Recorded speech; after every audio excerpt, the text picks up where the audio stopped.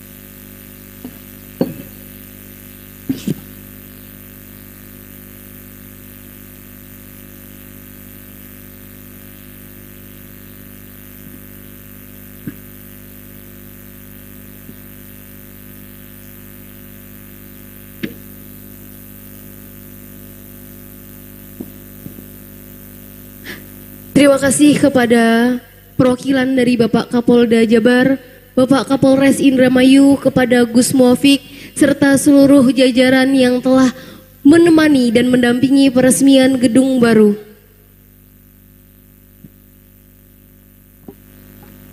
Acara selanjutnya, Mau'izatul Hasanah, yang akan dibawakan oleh guru kita, Gus Muafik, SAG. Waktu dan tempat kami persilahkan.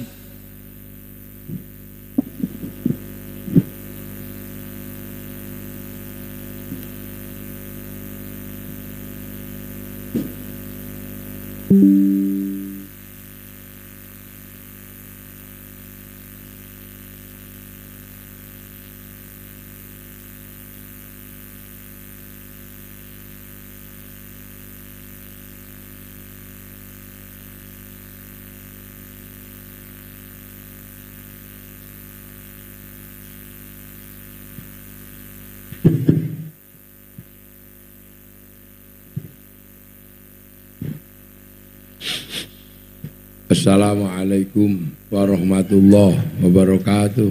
Waalaikumsalam warahmatullahi wabarakatuh. Bismillahirrahmanirrahim. Bismillah, alhamdulillah. Salatu wassalamu ala rasulillah Sayyidina Muhammad ibn Abdillah wa ala alihi wa ashabihi wa azwajihi wa dhurriyyatihi wa ahli baitihi wa man tabi'ahum bi ihsan ila yaumil qiyamah. Para alim, para ulama, para kiai, wabil khusus Sohibul Fadilah wa Sa'adah, Yai Amani Lutfi yang kita cintai bersama, Bapak Kapolda Jawa Barat yang diwakili sama Pak Rudi, yang berbahagia kita semua, Pak Kapolres, Pak Dandim, alhamdulillah. Ini banyak sekali tadi. Ada Ketua LDII mana tadi? Nah itu. Ada dari ibu-ibu Muhammadiyah ada. Nah, yang dari NU ada. Ada. Alhamdulillah Ketua Pondok Pesantren yang hadir. Ya, ini komplit ini. Ini Pak. Oh, yang dari Kristiani ada? Oh, alhamdulillah ada yang mewakili semua. Yang mewakili Tarling ada. semua pemuda idaman. Ini para hadirin wal hadirat yang berbahagia, alhamdulillah. Yai Amani Lutfi ini hadir di antara kita semua, mau ngurusi manusia. Jadi pendirian pondok pesantren itu sebenarnya kan ngurus manusia. Karena di dunia ini yang paling banyak urusannya itu urusan manusia. Jadi karena apa? Karena manusia ini makhluk terbaik. Nah, sesuatu yang baik itu biasanya urusannya banyak. Contoh, perempuan itu kalau cantik urusannya banyak. Lipstiknya, bajunya, sepatunya, kukunya, semua urus. Tapi kalau laki-laki itu yang jelek itu urusannya nggak banyak. Yang penting udah mandi pakai Lifebuoy udah bagus. Dan makanya karena laqad khalaqnal insana fi ahsani taqwim, manusia itu yang terbaik, maka urusan manusia itu yang paling banyak. Urusan sapi itu ya urusan dikasih makan terus. Nanti kalau udah gede pasrahkan ke jagal sapi, selesai. Urusan kucing apalagi nggak ada yang ngurus juga hidup. Ikan nggak ada yang ngurus di sungai hidup. Hutan nggak ada yang ngurus hidup. Tapi kalau manusia ini nggak ada yang ngurus, mati manusia itu kalau nggak ada yang ngurus. Karena makhluk di dunia ini yang paling banyak urusannya itu manusia. Nah, ada yang ngurus bikin madrasah, ini ngurus manusia juga. Ada yang iseng nggak ngurus sekolahannya, cuman ngurus nya tok, ada. Jadi di dunia ini yang ngurus nya tok ada. Dan karena manusia itu terbaik, maka ngurus nya pun dapat kebaikan. Sampai punya pabrik Pampers. Itu karena ngurus nya manusia. Ada yang ngurus kotoran giginya manusia, cuman itu dok. Dia punya pabrik odol, dia punya pabrik sikat gigi. Itu cuma dari dunia ini sebenarnya nggak ada yang nggak ada berurusan dengan manusia, nggak ada. Polisi itu juga ada karena ngurus kelakuan manusia itu, kejahatan manusia. TNI ada ngurus keamanan manusia, sama. Sedotan ini ada juga karena ngurus mulutnya manusia. Ini loh. Kursi ini ada karena ngurus bokongnya manusia. Speaker ini ada ngurus kupingnya manusia. Makanya urusan manusia itu banyak. Yang lain urusannya nggak banyak. Makanya siapa yang ikut ngurus manusia dia pasti enak. Nah, bagi orang yang selalu lari dari urusan manusia, ya susah hidupnya. Pada tetangganya utang, lari. Wah, jangan utang ke saya. Coba kalau sampean mau terima utang tetangga gitu. Sampean punya bank. Bank-bank besar itu karena ngelayani utangnya manusia. Nah, itu makanya urusan manusia itu banyak. Nah, di antara yang sekarang kita sedang lakukan hari ini adalah ngurus agar manusia ini hidup di sini ini selamat gitu loh. Selamat kemana? Selamat kembali ke kampung halamannya di sana. Itu pondok pesantren itu intinya cuma satu, meneruskan pekerjaan Rasulullah lah. Pekerjaan Nabi itu apa? Menyelamatkan manusia agar ketika di sini itu kembali kepada asalnya dengan selamat. Karena itu Jadi kalau dirunut kembali, makanya semua agama mengajarkan manusia itu datang dan pergi. Orang Islam mengajar kamu nanti akan kembali kepada Allah di akhirat, di surga. Orang Nasrani juga mengajarkan kamu nanti akan kembali kepada Allah Bapa di surga. Orang Hindu kamu akan pulang kepada Sang Hyang Widi di swarga loka. Orang Buddha juga diajarkan kamu pulang kepada Sang Buddha di Nirwana. Orang Yahudi kamu pulang ke surga, ke tempatnya Yahweh. Nah, semua manusia itu punya kesepakatan bahwa manusia itu bukan penduduk sini. Makanya karena manusia itu bukan penduduk sini, maka ketika di sini paling ribet. Sapi itu asli sini, ya sudah ngurusnya mudah. Lah manusia karena bukan asli sini, adaptasinya juga susah. Harus pakai baju, harus pakai celana karena nggak asli sini. Mentok itu netes langsung lari. Manusia 9 bulan taruh di pinggir sawah itu mati di lubung semut. Itu membuktikan bahwa manusia itu bukan penduduk sini. Nah, dia penduduk mana? Dia penduduk langit. Sampean ini penduduk langit di sana. Nah, langit manusia itu di mana? Nggak tahu kita. Pokoknya semua agama mengajarkan bahwa manusia itu bukan penduduk sini.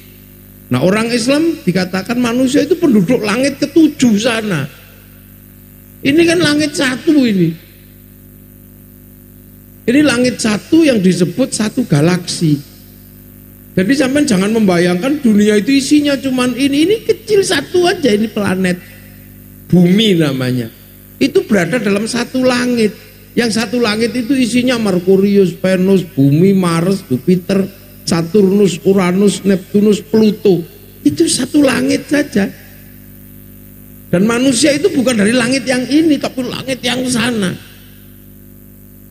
Makanya di dalam Islam disebutkan bahwa manusia itu dikirim ke sini. Fanfukur ruh, kamu tak tiup ruhmu ke sini dari langit ke-7 ke langit 1. Nah, keluar dari langit 1 ini aja masuk lubang hitam, keluar namanya black hole, lubang hitam. Nah, itu posisinya di mana wallahu a'lam. Baru masuk ke langit ke-2, langit ke-3, langit ke-4, langit ke-5, langit ke-6, langit ke-7. Yang oleh Allah digambarkan seperti pelita yang digantung-gantung di bawah arasnya Allah. Jadi bumi ini, makanya bumi itu dalam bahasa agama satu, ardun, nggak jamak. Tapi sama, langit itu jamak, samawat, terdiri dari beberapa langit. Itu. Nah, makanya ada cerita manusia naik ke langit gitu. Cerita Gatot Kaca itu naik ke langit. Ada cerita Sun Gokong yang naik ke langit mengobrak-abrik kerajaan istana Tuhan itu, obrak-abrik. Jadi ada, nah cuman kan kita nggak pernah nyampe sana. Kita naik pesawat aja udah merasa paling tinggi. Nah, yang pernah sampai sana itu Rasulullah pas Isra Mi'raj, tunjukin ini loh, kampungnya manusia. Bahkan oleh Allah desain dunia itu ditunjukkan di situ. Ada pusat data besar namanya Lauhil Mahfuz. Itu pusat data, blueprintnya dunia dan seisinya ada di situ. Tapi yang punya pemahaman itu ya juga bukan cuma Islam. Kalau Islam menyebutkan Lauhil Mahfuz, orang Yahudi Nasrani menyebut Tabut Sulaiman, orang Yunani menyebut kotak Pandora. Nah, orang Jepang menyebut kantong Doraemon. Jadi dunia ini ada pusat datanya, ada blueprintnya, ada harddisknya. Nah, manusia itu di situ, terus diregistrasi kan, di situ diregistrasi. Alastu birabbikum, kamu lupa nggak kalau aku ini Tuhanmu? Manusia jawab, qalu bala syahidna, iya jadi saksi ya engkau Allah. Ya sudah, maka manusia dikirim ke sini. Terus dikasih paketan kan, ada paket rezekinya sekian, istrinya sekian, nyawanya sekian gitu. Kalau paketannya habis ya kick, gitu aja. Nah, dikirim ke sini ini manusia ini. Nah sampai di sini dibikinkan karoseri. Ini kan karoserinya aja, ini assembling lokal. Ya kan, nyawanya itu dari sana, roh, tapi ini kan bukan manusia, ini kan bungkusnya. Nah bungkus ini produk dunia, makanya tergantung di mana dia di assembling. Kalau produk Indramayu ya kecil-kecil, pesek-pesek ini. Ya kan ini assembling aja untuk tempatnya ini. Loh ya kan, raga ini kan dibuat dari makanan orang tua. Orang tuanya makan semuanya. Nanti yang vitamin diambil A, vitamin diambil mata, kalsium diambil tulang. Nah saripati kehidupan dari zat hidup yang ada dalam setiap makanan itu disimpan di sulbi, namanya nutfah. Nah nutfah itu yang kemudian dipertemukan, punya bapak, punya ibu. Terus akhirnya jadi segumpal darah, terus segumpal daging. Nah daging ini yang kemudian untuk ngesembling nyawa ini. Makanya terus kemudian dikasih daging, tambahi, terus dibungkus kulit, kasih tulang, diikat pakai otot, ditumbuhi rambut. Setelah proses assembling atau perakitan nyawa dan jasad selesai 9 bulan, keluar. Begitu keluar, nyawanya udah nggak kelihatan, yang kelihatan bungkusnya lah. Bungkusnya tergantung yang merodak siapa. Kalau yang merodak orang Eropa ya casingnya tinggi besar, rambutnya merah. Ini kayaknya profesor doktor, oh bukan Pak Waryono ini, kayaknya sih kepriwe ke?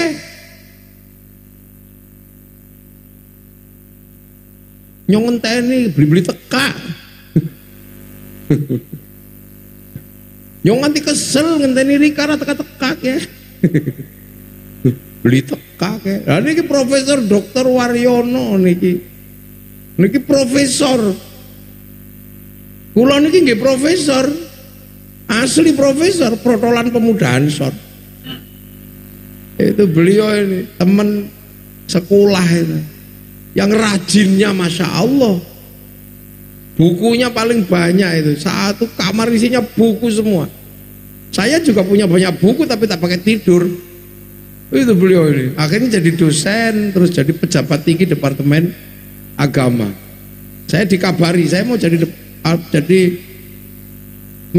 pejabat di Departemen Agama. Saya minta doa, tak doain. Begitu jadi saya nggak ketemu lagi, itu kemana itu. Belum bayar royalti doa itu. Tapi memang pinter dari dulu. Dan kelebihannya lagi Profesor Dr. Waryono itu ada yang orang lain nggak ada yang tahu, cuman saya yang tahu. Banyak dicintai wanita. Itu saya heran, ganteng juga enggak katanya. Wah, itu perempuan itu Pak Waryono, gitu kan kita ini kata. Ya Allah, ini kawan bayi kalau ngusus itu kan. Itu persis kayak lagu Indramayu, pemuda idaman jadi impian, gitu kan. Ini kan ada lagu begitu kan. Terus yang saya kadang nggak ngerti, yen beli ketemu seminggu hatiku rindu, perasaanku mutur, gemeter seluruh tubuh. Itu Pak Waryono itu. Tapi asli Indramayu beneran dia. Kayak bisa ya. Anak wong Indramayu pinter kayak Rika. Iya lah, itu yang orang nggak ada yang tahu, dia punya dicintai wanita. Nggak tahu kalau dinikah semua mungkin 100 lebih dulu itu. Modalnya ilmu. Nah ini tak terusin lagi. Ini bakas manusia. Jadi ini dulu yang harus dipahami. Kenapa? Jadi landasan berpikir. Ini karena ada profesor dokter, jadi saya mulai membicarakan waktu dari landasan berpikir sebagai manusia. Yang lain nanti nyusul. Pokoknya manusia harus tahu bahwa kita ini manusia. Bahwa yang ada di depan kita ini tadi adalah karoseri. Ini kan assembling. Ini buatan Indramayu dari makanan orang tua. Makanya nah, nyawanya yang manusia asli sudah di dalam, kita nggak tahu itu di mana posisinya. Yang kelihatan ini casingnya. Gitu loh. Nah, ini terbuat dari makanan dunia. Kalau diproduksi oleh orang tua yang berbangsa Arab ya gagah, rambutnya ikal. Kalau produksinya di Cina ya tembem-tembem, sipit. Kalau produksinya di Timur Tengah apa di Eropa tinggi besar, rambutnya merah. Nah, kalau diproduksi di Afrika ya hitam gosong kayak kopi gitu. Nah, kalau diproduksi di Indonesia ya kecil-kecil pesek. Ini karoseri. Dan ini dunia. Jadi manusia ini dunia sebenarnya. Itu makanya diajarkan kalau pengen punya badan yang bagus, makanya kan orang tua itu disebut sawah kan untuk nanem. Jadi yang bapak yang nanem. Makanya kalau manusia ini unsur jasadnya itu dunia, makanya kalau nanem bibitnya yang bagus. Kalau pengen punya tanaman anak yang bagus, bikin jasadnya yang bagus. Bahannya jangan dari ikan nyolong, jangan. Makanya kalau manten baru jangan sampai nyuri grame. Nanti kalau nyuri ikan yang jadi nutfah itu ikan cari patinya ikan curian. Ini jadi bokongnya bokong nakal nanti. Makanya kan gitu.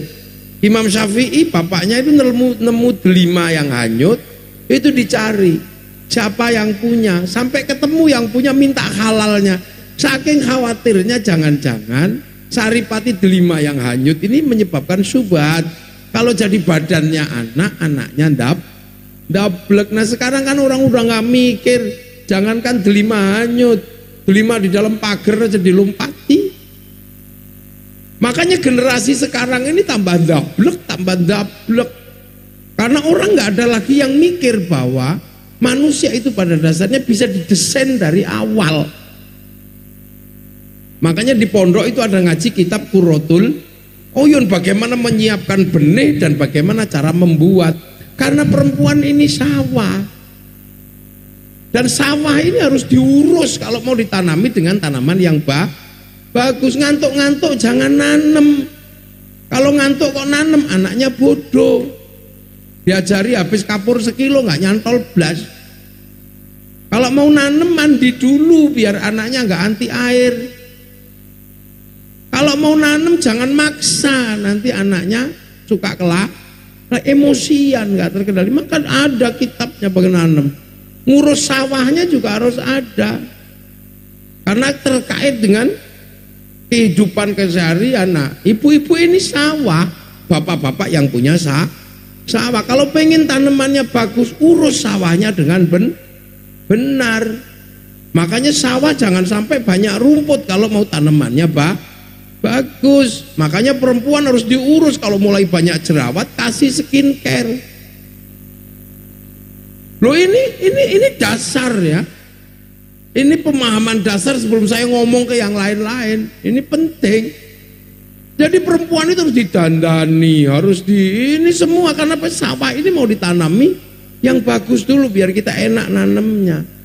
Yang kedua, sawah itu harus dipupuk dan dikasih air yang cukup kalau mau ditanami biar tanamannya bagus. Makanya perempuan itu jangan sampai nggak pegang uang. Dia harus selalu punya uang, jangan sampai kering. Masuk pengen bakso aja melet-melet nggak bisa, akhirnya anaknya ngileran. Urus yang baik, ini tugasnya laki-laki. Kasih duit itu perempuan. Tapi ya perempuannya sendiri, jangan setiap perempuan dikasih duit.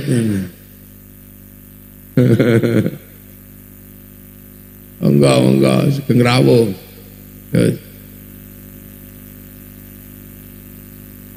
Gitu loh, jadi urus. Sawah juga sama. Kalau sudah ditanami ya jangan dibakar. Kalau sampean punya tanaman di sawah, kok sawahnya dibakar, tanamannya mati. Makanya sawah tidak boleh panas. Makanya perempuan tidak boleh dibikin sakit hati. Tanamannya rusak. Dia tidak boleh dibikin marah, tidak boleh dibikin emosi, sayangi, lindungi. Karena begitu proses instalasi terjadi, anak ditaruh di dalam perut ibu, tiba-tiba batin ibu ini nggak siap, anaknya punya potensi untuk autis. Dia instalasinya gagal, udah bodoh, autis. Apalagi kalau kemudian bikinnya, nanamnya nggak sengaja. Loh bu kok tadi, akhirnya dikasih nama Aldino. Alhamdulillah dia nongol. Ini urusan dasar yang sekarang orang sudah nggak pernah mikir itu, karena dianggap itu adalah urusan yang orang sudah pasti tahu. Padahal itu urusan paling dasar. Seluruh dunia ini mulainya dari mana? Dari manusia. Adanya sekolahan, adanya pabrik, adanya balongan, itu karena adanya manusia. Nah sementara kadang kita ngurus balongannya sangat serius, ngurus pondoknya sangat serius, ngurus pembibitan manusianya ini sudah nggak serius, karena dipikir ini autopilot gitu kan. Kita lupa di situ. Nirakati anak, kita udah lupa. Padahal seluruhnya ini berawal dari manusia. Kalau nggak ada manusia, nggak ada pabrik mobil, nggak ada. Mikirin pabrik mobilnya, tapi desain dasar pembuatan manusianya nggak dipikir. Padahal Allah itu pakai dhamir nahnu, gitu kan, mutakalim ma'al ghair, untuk membuat manusia. Inna khalaqnakum, bukan ini. Inna khalaqnakum. Karena apa? Ada sebagian yang bisa diselesaikan urusan manusia. Dalam hal apa? Pembuatan jasadnya inilah. Itu orang tua berhak dan bisa mendesain bagaimana nyawa yang dari langit itu ketemu dengan jasad secara benar, proporsional, tepat dan terukur. Loh makanya dulu ada kitab Qurratul Uyun, Uqudul Jen. Itu sebenarnya apa? Bagaimana orang tua itu mendesain pembuatan anak, bagaimana anaknya nggak ngawur, bagaimana anaknya ini. Nah ini orang kadang lupa sudah di situ. Yang diingat itu adalah produk untuk manusia, memproduksi manusianya sudah nggak dipikir. Bagaimana baca bismillah dulu, bagaimana naik ke kanan turun ke kiri atau apapun itu. Jangan cepat-cepat, jangan maksa. Bu ayo sekarang. Itu jadi anak ya kelahian, dikit emosi. Minta ini bu, ngosek kabar ngompol itu. Lah itu karena apa? Proses seluruh hidup itu berawal dari proses menanam. Nisa hukum harsul lakum, perempuanmu samamu. Makanya harus diingat ini. Mau mencetak generasi apapun jangan lupakan yang dasar itu. Sawahnya diurus, pembibitannya diurus. Makanya laki-laki kalau persiapan buat anak, dzikir, selawatan, ya puasa, biar seluruh gerak anasir tubuh itu mengarah kepada kebaikan. Maka begitu nutfahnya keluar diiringi dengan energi kebaikan. Bukannya didorong oleh energi alkohol, bukan didorong oleh narkoba, tapi didorong oleh semangat keikhlasan untuk hifdun nasl, menjaga keturunan. Loh makanya ada yang sampai dzikir anasir di dalam tubuhnya bergerak mengarah kepada zat hidup yang tersimpan di dalam sulbi. Ada yang sholawatan sampai bawa gendera gini gitu. Itu menghasilkan energi yang baik sehingga mendorong anasir Nutfah itu mengarah kepada kebaikan dan perjalanannya cepat. Karena apa? Allah juga melindungi antara pintu depan sama sel telur, itu dikasih asam yang luar biasa. Kalau perjalanannya pelan, itu nutfahnya itu udah bopeng-bopeng, buntutnya hilang itu sudah. Makanya jadi anak ya kurang jangkep.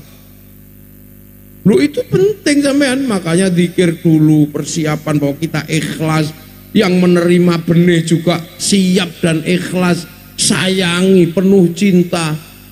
Loh itu penting, itu dasar, karena ini juga untuk manusia. Itu apapun di dunia ini mana sih yang enggak untuk manusia dan tidak sebab manusia. Kita ingat produk untuk kemanusiaan, tapi kita lupa bagaimana memproduksi manusia.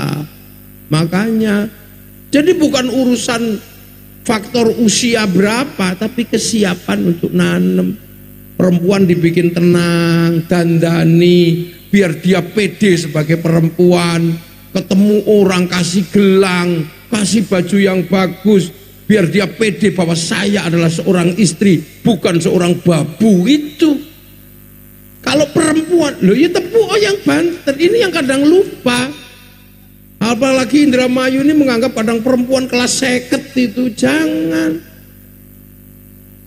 Itu dari situ dia bikin pede. Saya seorang istri, saya bangga menjadi perempuan. Kasih gelang, kasih perhiasan, terus kasih uang, jangan sampai pengen apa itu. Terus jangan dibikin panas hati. Itulah maka laki-laki kadang pinter gumbal dikit nggak apa-apa untuk menenangkan situasi. Misalnya ketahuan perempuannya ternyata wianan sama orang lain, jangan marah, nggak usah emosi. Perempuan meredakannya gampang kok. Dek, kamu ternyata wianan sama mantanmu. Enggak kok bang, iya aku tadi lihat. Nggak apa-apa kalau kamu masih merindukan mantan-mantanmu. Karena terkadang aku juga merindukan mantanku dulu. Oh, iya. Tapi maaf kekasihku, aku sudah menghilangkan semua itu. Karena di depanku hanya ada kamu. Tapi kalau kamu masih merindukan mantanmu, rindukan. Mau menghadirkan mantan-mantanmu dalam hatimu, hadirkan. Jangan kau pernah hapus mantanmu dari hatimu. Karena sekarang tugasku yang akan menghapusnya. Wah, kan keren kan? Jadi jangan kemudian aku hanya kamu, nggak bisa, nggak menenangkan perempuan.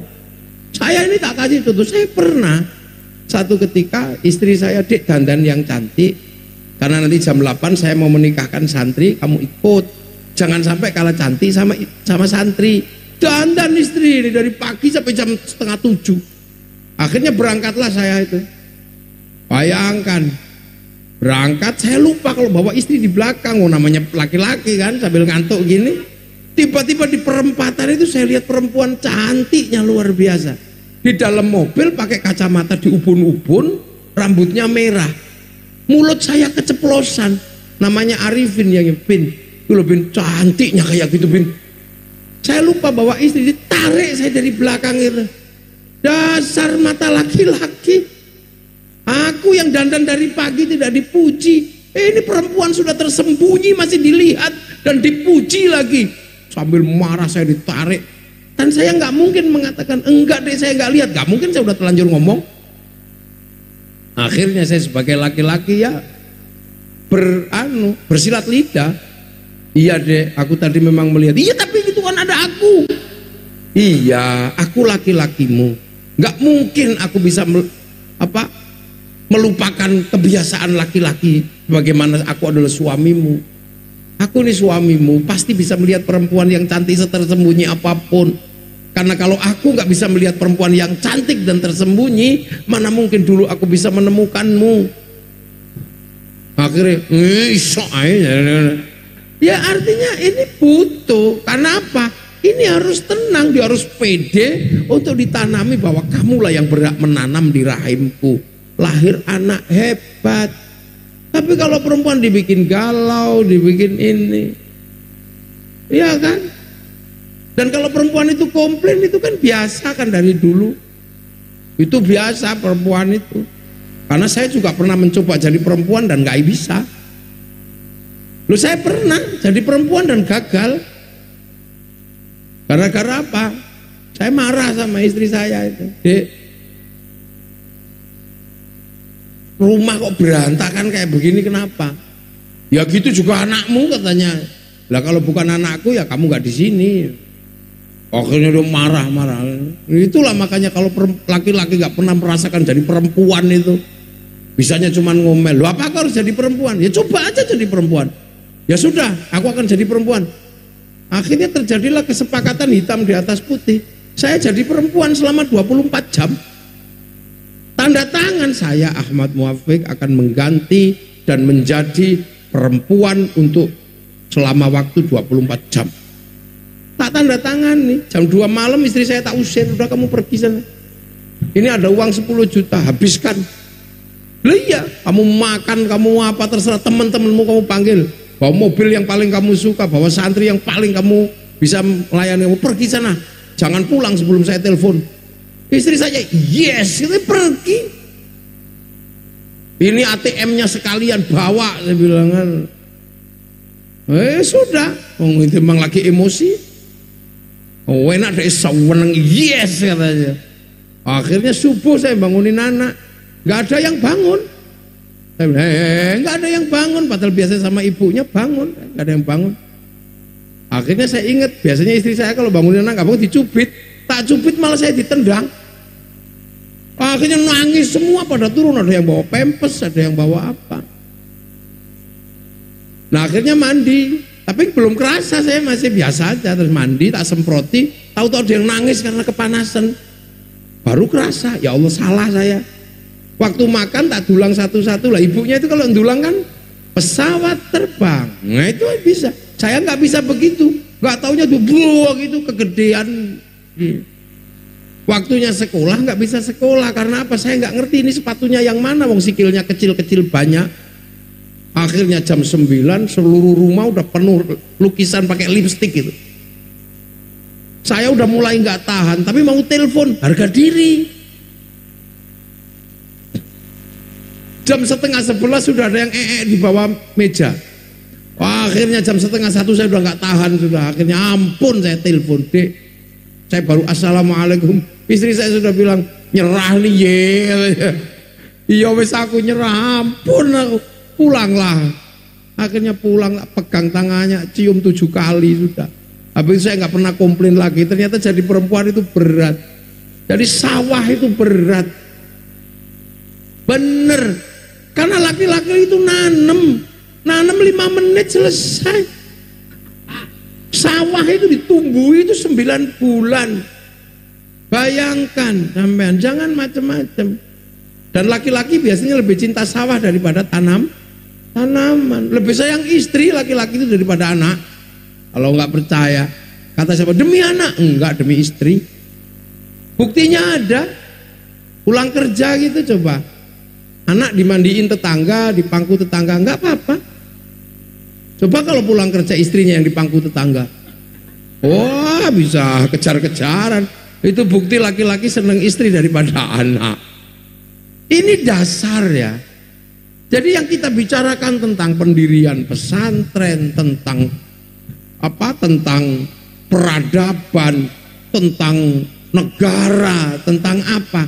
Itu bermula dari kelahiran manusia. Nah, ini yang nggak pernah dibahas. Coba sekarang mana ada lagi yang bahas bahwa anak itu tanaman, karena istri itu harsun sawah. Yang namanya sawah itu dari dulu itu tempat menanam. Konsep menanam sama dari dulu, ada bibit yang bagus, kerjakan yang bagus penanamannya, olah sawah yang bagus. Please, tugas ibu-ibu ini saya nggak peduli mau Muhammadiyah, mau NU, mau LDII, prosesnya sama, prosesnya pasti begitu, nggak ada yang bisa online. COD nggak bisa. Itu tiup pakai selang juga nggak jadi itu. Loh, ini nggak peduli. Makanya sifat manusia itu adalah sifat yang harus memahami bahwa manusia itu pada dasarnya sama karena proses bikinnya sama, nggak ada bedanya. Yang membedakan itu adalah laki-laki, perempuan, dan itu nggak ada yang bisa milih. Kenapa ini lahir perempuan, ini lahir laki, ini nggak ada yang milih.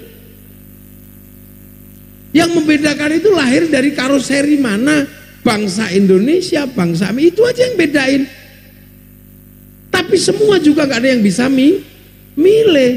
Maka manusia kewajibannya cuma satu, lita'arofu, harus saling pengertian. Cuman itu aja. Maka nilai kemanusiaan itu sama dimanapun. Humanisme sama dimanapun. Tidak ada yang membedakan. Yang membedakan adalah kualitas ruhaninya dihantarkan kepada Allah atau tidak. Inna akramakum indallahi atqakum. Kalau karoserinya sama, nggak ada yang tahu. Kadang nanem nggak jadi-jadi, kadang nggak sengaja jadi. Wong karena itu kita nggak ikut. Nah ini yang kadang kita lupa. Karena apa? Sampean tahu larutan penyegar ini pabriknya segede apa? Ini juga berawal karena manusia itu punya panas dalam. Makanya saya jengkel kalau dikasih suguhan larutan penyegar itu. Sampean kira saya ini panas dalam apa? Loh iya, saya mencari di mana apa yang enggak untuk manusia. Ayo, sedotan juga dibikin untuk mulut manusia. Loh, ini produknya juga. Loh, makanya mana? Nah, ini yang kadang kita lupa. Makanya manusia itu sama. Mau Afrika, tangisannya juga sama, sedihnya juga sama, marahnya juga sama. Wong itu manusia, karoserinya sama. Nah, mau dihantarkan kemana? Fa'abawahu yuhawidanihi au yunasiranihi au yumajjisanihi. Hantarkan, ada yang dihantarkan ke Nasrani, ada yang dihantarkan ke Majusi, ada yang dihantarkan ke Majusi. Maka kamu jangan menyalahkan orang dihantarkan kemana, karena dia sesungguhnya juga nggak ngerti kenapa dihantarkan kemana. Mana tahu sampean? Sampean pernah nggak tahu kenapa jadi Muslim? Ya karena sampean punya orang tua Muslim, dihantarkan jadi Muslim. Yang kebetulan Muslimnya taat. Ada yang dihantarkan menjadi Muslim tapi masih dikasih daging anjing. Ada yang sudah dihantarkan ke Muslim tapi masih dikasih berbintang. Ada. Itu tergantung mau dihantarkan kemana. Nilai kemanusiaan sama. Makanya karena manusia itu nilai kemanusiaannya sama, dia hanya bisa berbagi.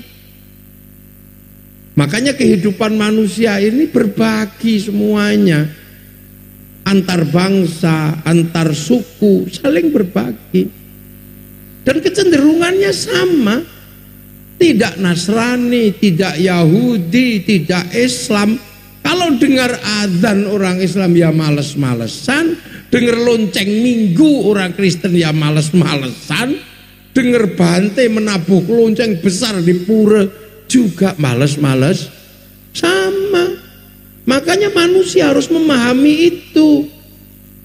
Makanya saya sebagai kiai bisa paham, karena ini manusia, ini dunia.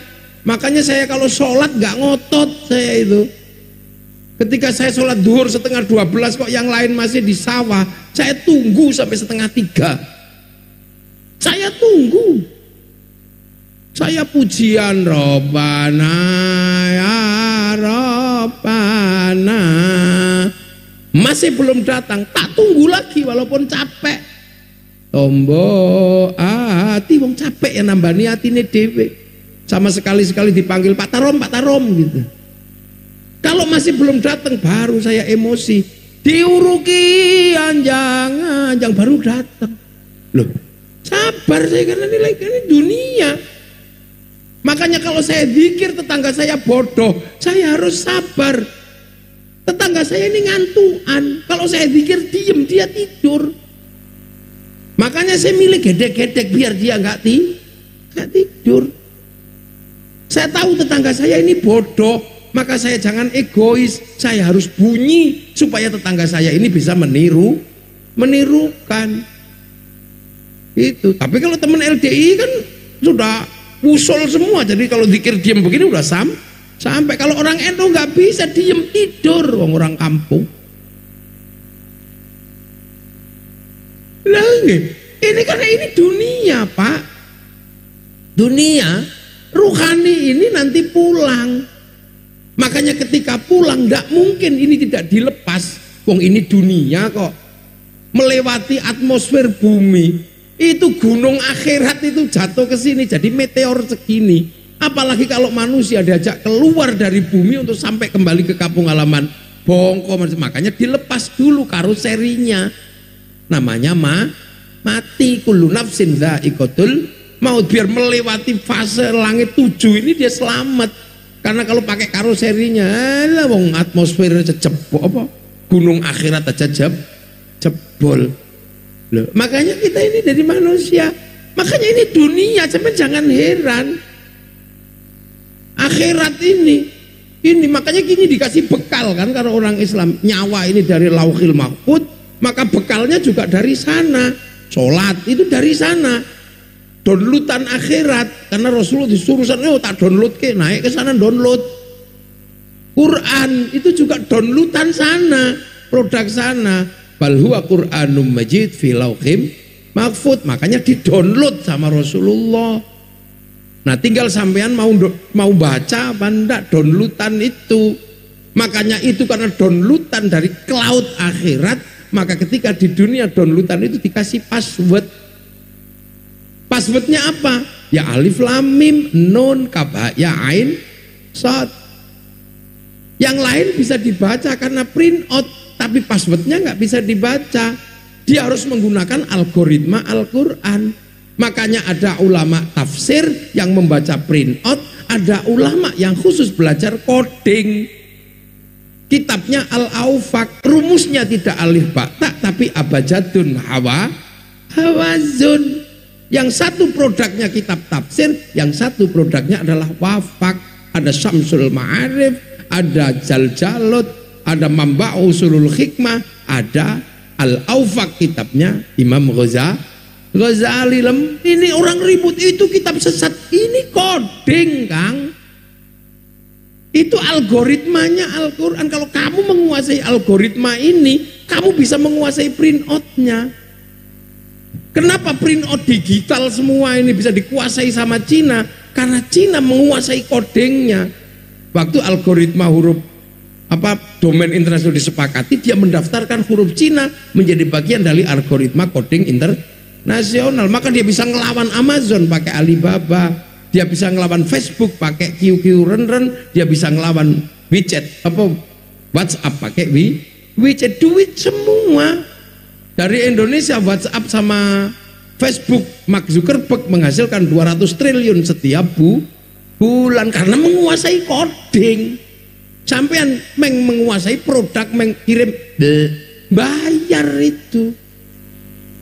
Bayar itu. Sampean cuma menguasai print out, menguasai produk, tidak bisa memproduksi karena produksi basicnya coding dan algoritma. Makanya sampean ribut ketika baca Quran urusan print out karena nggak ngerti algoritma password huruf Al-Quran.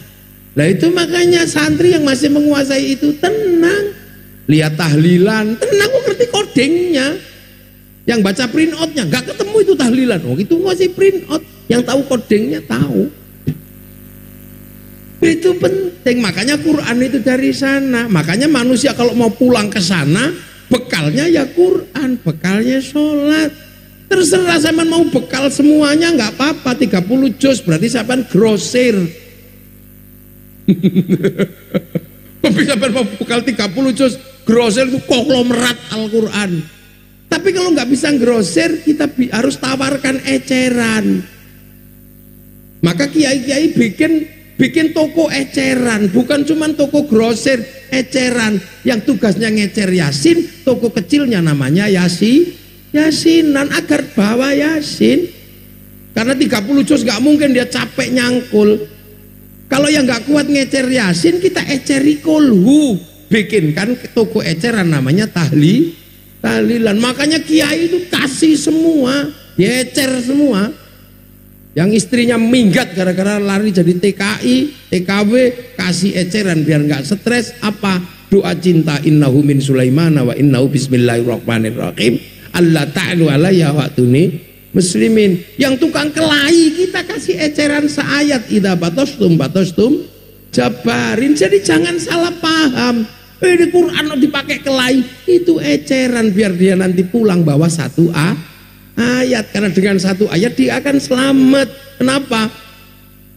Karena Allah sudah menjamin, inna nahnu nazzalna dzikra wa inna lahu lahafidun. Yang istrinya cerewet kita kasih satu ayat biar dia bawa. Summum bukmun umyum fahum la yarji'un.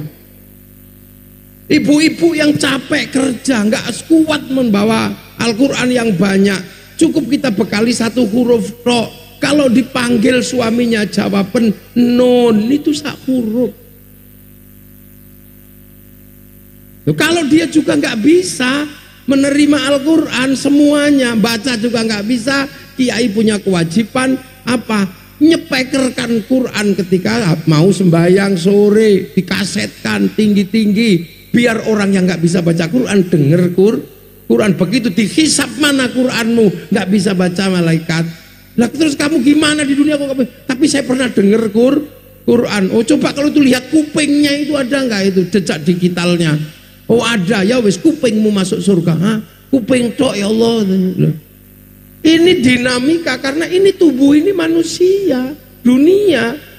Maka kita nggak usah emosi karena tubuh ini dunia, dia wataknya dunia. Dikasih dunia sebanyak apapun, dia pasti akan menerima. Tangan ini dunia, semakin dikasih gelang semakin cantik, semakin kasih cincin semakin cantik. Makanya gigi perempuan dipageri juga cantik karena perempuan perhiasan terindah di dunia. Ad-dunya mata wa khairu mata yaitu al-mar'ah as-sholihah, yang bagus kelakuannya, bagus sandangannya. Makanya perempuan itu tempeli apa aja cantik. Udah pakai kerudung dikasih bunga ya cantik, udah pakai kerudung dikasih bros ya cantik, udah punya idep diperpanjang ya cantik, apa aja cantik perempuan itu. Bahkan nggak dikasih apa-apa juga cantik. Itu hebatnya perempuan. Tuh ini makanya tangan ini dunia, jadi sampai nggak usah emosi. Tangan laki-laki kalau lihat bokong pasti pengen demek. Sudah nggak peduli tangannya Pak Kapolda, Pak Rudi juga sama aja, Pak Kapolres, Pak Dandim sama, mau tangan Kiai juga sama, mau Pak Waryono juga sama, itu kan gitu. Sama aja, ini dunia. Ini dunia nggak bisa dihindari. Wong ini wataknya dunia. Yang bedakan manusia itu cuman remnya. Insya Allah kalau Kiai itu remnya cakram, cuman gitu aja. Jadi kalau set itu depan belakang berhenti. Nah rem Indramayu ini kan sebagian besar rem tromol, kampasnya setengah habis, jadi kik gitu. Dunia, jadi sampai nggak usah heran. Gitu. Loh makanya ketika dipanggil oleh Allah, Allahu Akbar, dunianya nanti dulu, duduk dulu, sinetron pantatnya. Masuk masjid, Allahu Akbar. Mau Allah, mau apa aja bentuknya sama. Ini wajah mau Allah berkabiro, mau Allah mabait baina wa baini, hasilnya sama. Begitu matanya melek gini, sarungnya bolong. Tahu wong dunia kok. Wallahu akbar. Begitu gerak-gerak, ya Allah gabahku kehujanan. Bismillahirrahmanirrahim. Sabbihi isma rabbikal a'la alladzi khalaqa fasawwa walladzi qaddara fahada. Lama ini, suwe kayaknya. Suwe ini lama ini mesti ini. Kenapa saya milih imam yang ini gak imam yang lain? Itu dunia sama, manusia sama. Loh makanya ini akhirat, jangan terus kemudian dipisahkan dari dunia. Karena apa? Nyawa yang dikasih bekal akhirat itu mesti melewati dunia. Lah dunia itu dari kun. Idza arada syai'an ayyaqula lahu kun fayakun. Kun itu dari kana. Kana itu wa akhwatuha, temannya banyak. Maka saya nggak bisa. Saya sholat, orang terbaik menghadap kepada Allah. Tapi jangan lupa sholat itu pakai sarung, Kang. Sarung ini dunia dibikin oleh pabrik kain. Pabrik kainnya yang punya Cina. Makanya jangan suka ngamuk sama Cina. Cinanya pergi, udah sampean. Udah. Makanya kiai-kiai mana yang suka emosi ngamuan itu, ngobar gitu. Enggak begitu. Sholat itu wudhu itu pakai air. Wudhunya diurus kiai, airnya diurus sanyo sama pipa. Yang urus pipa sanyo Mas Pion. Ayo, nesuo karo Mas Pion. Ayo, ini dunia ini punya hukumnya. Kalau mau hukum dunia hilang, ya sudah, kamu mati aja. Udah habis itu nggak bisa. Sholat itu di masjid. Masjid punya hukum dunia. Dia harus berada di tanah yang dilegalkan oleh negara. Urusannya BPN. Maka kamu jangan jadi orang anti negara. Nanti masjid itu masjid diror, masjid yang tidak sah karena tidak dilegalkan oleh negara. Ayo iso sampean. Gawe masjid itu pakai besi, pakai semen, pakai batu. Jadi kalau sholat itu di masjid, masjid itu dunia, ada pabrik semennya di situ. Maka sampai jangan anti pabrik. Ayo, mulai yo. Ayo. Makanya kita nggak bisa puasa itu akhirat. Tapi ukuran puasa itu terbitnya matahari, terbenamnya matahari. Itu pakai teleskop. Itu buatan Swedia itu yang bagus. Terus orang tidur itu fisik, dia butuh dunia. Cara bangunkannya sahur, ora sahur sakarepmu sampai begitu. Bila perlu mercon. Makanya mercon jangan terlalu dilarang Pak Kapolres. Karena itu bagian dari perangkat Ramadan. Loh, karena orang Indonesia itu kalau sholat lebih baik kalau puasa nggak khusyuk. Karena keluar rumah banyak makanan, banyak air. Kalau orang Arab sholatnya puasanya khusyuk karena keluar rumah nggak ada apa-apa. Batu, padang pasir, siapa yang mau makan padang pasir? Jadi khusyuk. Makanya orang Indonesia kalau keluar rumah pasti nggak khusyuk karena banyak makanan. Daripada nggak khusyuk lebih baik tidur. Makanya dalil paling terkenal di bulan Ramadan itu naumuso imin ibadatun. Tidurnya orang puasa itu ibadah. Lah karena terlalu banyak tidur, capek bangunkannya, cari mercon. Itu aja sebenarnya. Tapi berhubung sekarang sudah dibangunkan oleh alarm, maka peran mercon sudah tidak berguna, maka boleh dilarang oleh Pak Kapolres. Oh gitu kan ada itu. Kayak dulu sholat itu mestinya cukup begitu aja. Tapi di sini ini jauh jaraknya dan terhalang oleh beberapa hal. Maka dulu pakai beduk. Jangan kau ributkan beduk. Beduk itu hanya alat manggil orang. Akhirnya semua orang tahu kalau dung dung dung itu sholat. Kalau ting ting ting itu bakso. Lu kan ngek-ngek itu bakul mainan. Lu tahu semua akhirnya. Jadi orang sekarang masih mengatakan beduk bid'ah. Itu orang ketinggalan zaman. Nah beduk itu juga sudah nggak berguna sekarang karena ada speaker yang manggil sholat. Seiring waktu beduk hilang, speaker tambah eksis. Besok speaker hilang karena apa? Orang pergi ke masjid pakai alarm di WA. Sama dengan kiai yang dulu kesaktiannya terkenal, nempeling orang semaput. Ilmu itu hilang sekarang karena nempeling orang itu 60 juta. Tanya Pak Kapolres kalau nggak percaya. Loh, itu semua hilang lama-lama. Dulu kiai yang ahli itu dukun pelet itu terkenal itu, salah dikit ke dukun pelet, tolak cinta dukun pelet. Sekarang dukun pelet berhenti semua, kalah sama Avanza. Karena cinta tumbuh bersama Avanza. Udah, itu rasional perempuan. Milih Mio apa Avanza? Ya milih Avanza. Oh, hanya perempuan bodoh aja tetap milih Mio. Kalau ada Avanza, cuman jangan Avanzanya orang lain, tetap Avanza dari suaminya gitu dong. Loh, ini dunia nggak bisa dipisahin.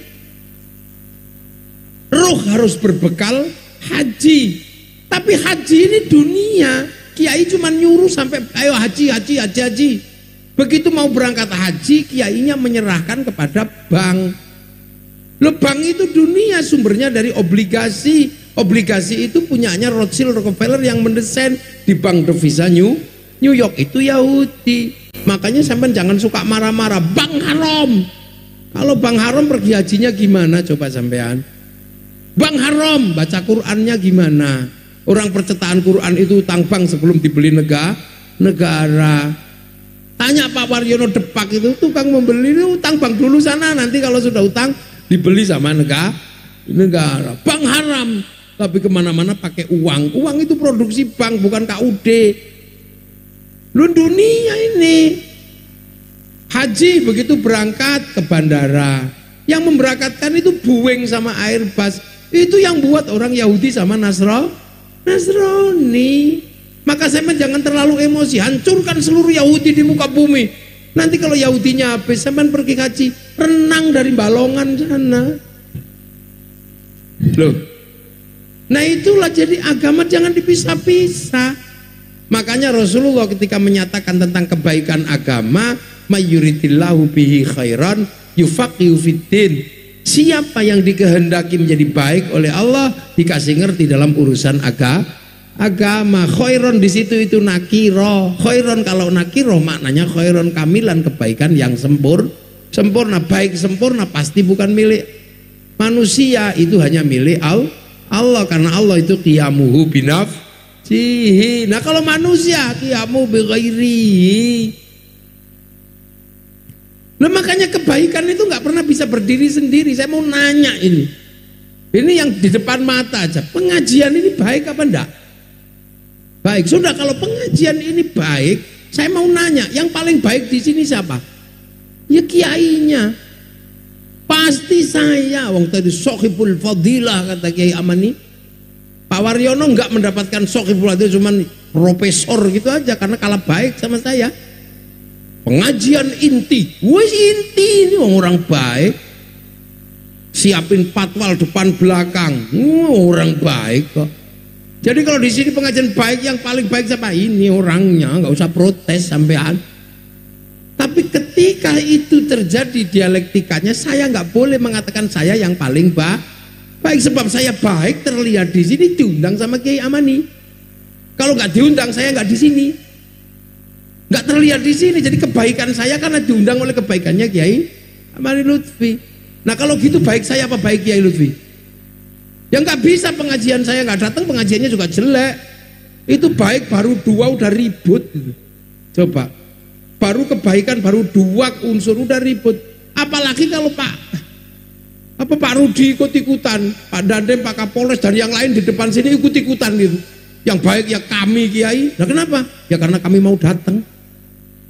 Kalau kami nggak ada yang datang itu bukan pengajian ya, apa? Cek sound aja. Jadi baik itu nggak pernah berdiri sendiri. Terus tiba-tiba yang protes saya yang baik Kiai. Siapa kamu? Saya yang masang tenda Kiai. Lah kalau nggak ada tendanya bubar dari tadi sudah. Padahal biasanya yang masang tenda ini sholatnya juga nggak terlalu rajin. Coba ayo. Terus tukang son mengatakan kami yang baik ya. Kenapa? Kalau sonnya tak matiin dari tadi berhenti. Jadi baik itu nggak pernah bisa berdiri sendiri. Kalau punyanya manusia, maka kamu boleh baik tapi jangan merasa paling baik. Makanya kebaikan manusia itu tegak. Karena apa? Karena makan. Makan aja doanya Allahumma barik lana. Kenapa bukan barikli? Kenapa mutakalim al ghair bukan mutakalim wahda? Karena makan itu libatnya orang banyak di situ. Ini loh ada teh. Saya itu nggak ngerti yang metik teh ini tehnya dari mana. Yang metik ini jangan-jangan mati digigit ular kan saya juga nggak ngerti. Ini kelapa di sini, mau saya minum. Jangan-jangan yang metik ini entah di mana, gue tahu. Ini punya siapa, yang nanam siapa, dipupuk pakai apa pakai apa kita udah nggak ngerti. Yang nanam padi siapa, yang bikin sayur siapa, yang bikin rice cooker siapa. Itu yang bikin bumbu, yang bikin cobek, ya Allah itu melibatkan banyak semesta itu. Terus menjadi enak karena dikasih garam. Yang bikin garam orang pesisir ditambah itu, sampai tahu waktu bikin garam nggak kencing di situ.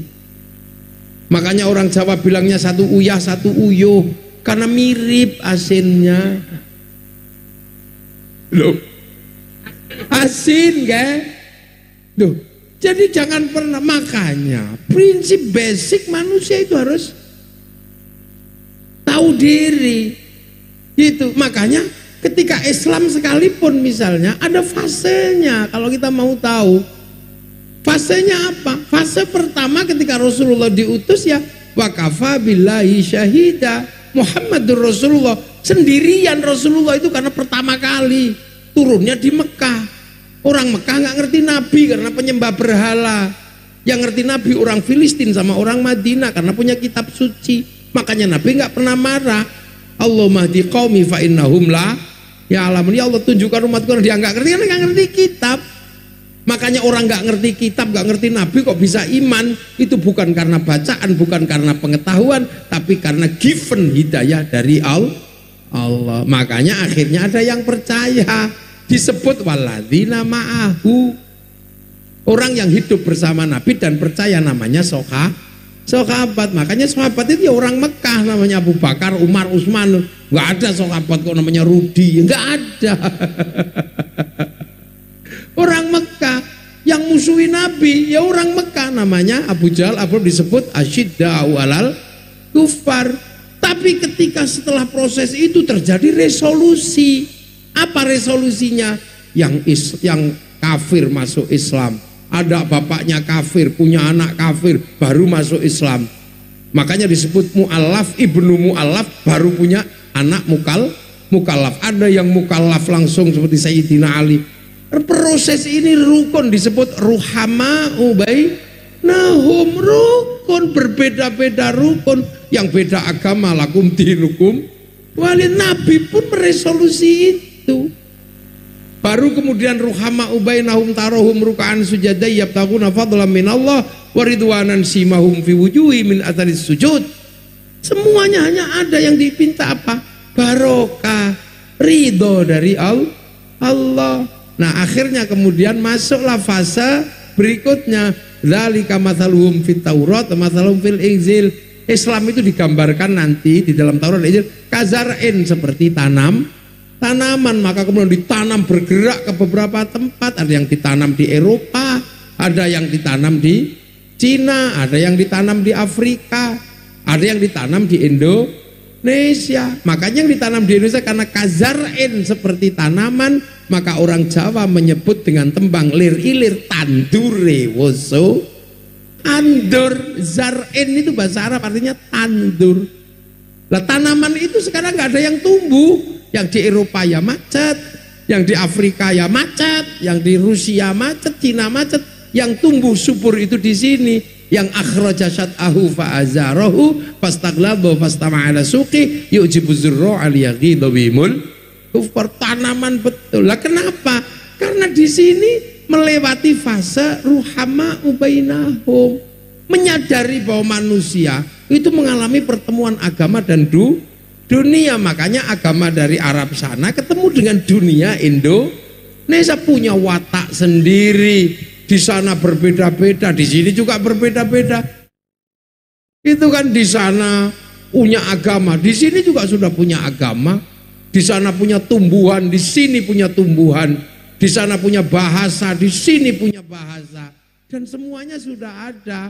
Karena 571 Rasulullah lahir, Jawa Barat sudah punya kerajaan Tarumanegara, sudah punya kerajaan Galuh di Ciamis. Sana masih jahiliyah, sini sudah beradab. Makanya dikafir-kafirkan sama Allah itu orang Arab. Belum pernah orang Indramayu dikafirkan sama Allah. Maka jangan mengkafir-kafirkan orang Indonesia. Ini penting, harus dipahami. Maka ketika wali-wali datang ke sini, apa yang dilakukan? Ya mengikuti apa yang sudah ada di sini. Islam disebarkan oleh saudagar, ya nggak masuk. Wong orang sini Hindu. Hindu itu tidak menerima saudagar ngomong agama karena saudagar itu sudra nggak boleh ngomong agama. Kasta tertinggi di dalam Hindu itu Brahmana, boleh ngomong agama. Bawahnya kesatria para raja, nggak boleh ngomong agama. Bawahnya Wesya pegawai, nggak boleh ngomong agama. Bawahnya Sudra petani pedagang sekaya apapun nggak boleh ngomong agama. Di bawahnya ada paria, orang hidup tapi meminta-minta, nggak boleh ngomong agama. Di bawahnya ada orang hidup tapi nggak mau minta, tapi ngentit gitu kan, ngutil, itu namanya kuca. Maka pengentit bansos itu kuca kastanya. Nah di bawah kuca ada mleka. Mleka itu maling tapi kalau ketahuan lari. Di bawahnya ada candala, maling tapi kalau ketahuan berani. Loh ini kasta. Kasta Brahmana ini yang ngomong agama. Makanya ketika disebarkan saudagar nggak mau karena ini sudra. Yang bisa ngimbangi Brahmana itu wali. Makanya Indonesia disebarkan oleh para wali untuk ngimbangi Brahmana. Wali punya karomah, Brahmanya punya cakti. Ini harus dipahami. Makanya orang bodoh aja yang menyebarkan Islam di Indonesia disebarkan oleh saudagar. Ya pasti ditolak orang Hindu nggak terima sudra ngomong agama. Nah wali-wali itu siapa sih? Wali-wali itu ya kekasih Allah. Yang kalau butuh apa-apa nggak baca buku tapi download. Iya kan, wali itu download sana. Qalu rabbuna Allah tsumma istaqamu tatanazzalu alaihimul malaikah alla takhafu wala tahzanu. Download gini 3 tahun. Ya Allah. Makanya wifi-nya wali itu bisa dipakai. Karena manusia itu persis kayak handphone kan tadi. Handphone itu kartunya punya paketan, bisa kirim gambar, kirim foto, yang penting punya wifi. Kalau nggak punya wifi, pakai wifi gratisan. .co.id. Nah manusia itu juga karena downloadan dari sana, punya Quran, bisa bagi Quran, bagi doa.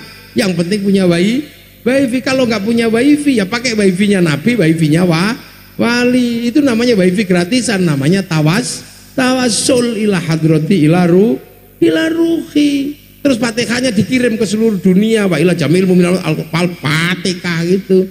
Nyampe, jangankan Fatihah, sepak bola aja nyampe. Loh sepak bola kan kita nggak perlu ke Qatar nonton sepak bola. Satu orang yang ke sana nonton, naikkan ke satelit, oleh satelit dibagi ke seluruh dunia, namanya siaran langsung, bagiannya sama. Makanya orang kalau nggak percaya doa bisa dikirim, orang itu pasti nggak punya TV gitu.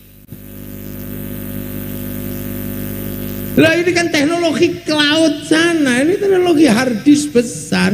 Wali-wali itu download kalau butuh sesuatu, qalu rabbuna Allah. Makanya sumastaqamu itu ada yang 3 tahun, ada yang 10 tahun. Ya Allah, download. Orang download kok ditanya sholatnya mana? Lah ini kamu itu bento apa piye to Kang? Jaga sinyal. Ya di dalam situ itu ada sinyalnya gini. Ya Allah, download. Sholatnya ya dia sholat tetepan, tapi kita nggak tahu. Sholatnya tetap syar'i, tetap syariat, tetap rukuk sujud. Mau lagi download. Wali-wali paketannya, makanya wali itu karena paketannya besar bisa tahu hati orang. Makanya zaman kalau pengen wali itu tahu hati orang diretas gitu aja, mau paketannya gede. Macam-macam sampean 1 giga, macam-macam. Kalau wali yang 10 giga dihack sampean. Lah itu makanya wali-wali itu tahu apa-apa, jadi jangan nggak usah heran. Begitu juga malaikat kalau mau mencari manusia dibikin mati gampang. Wong manusia terhubung dengan cloud di Lauhil Mahfuz, tinggal di Sherlock, selesai sudah.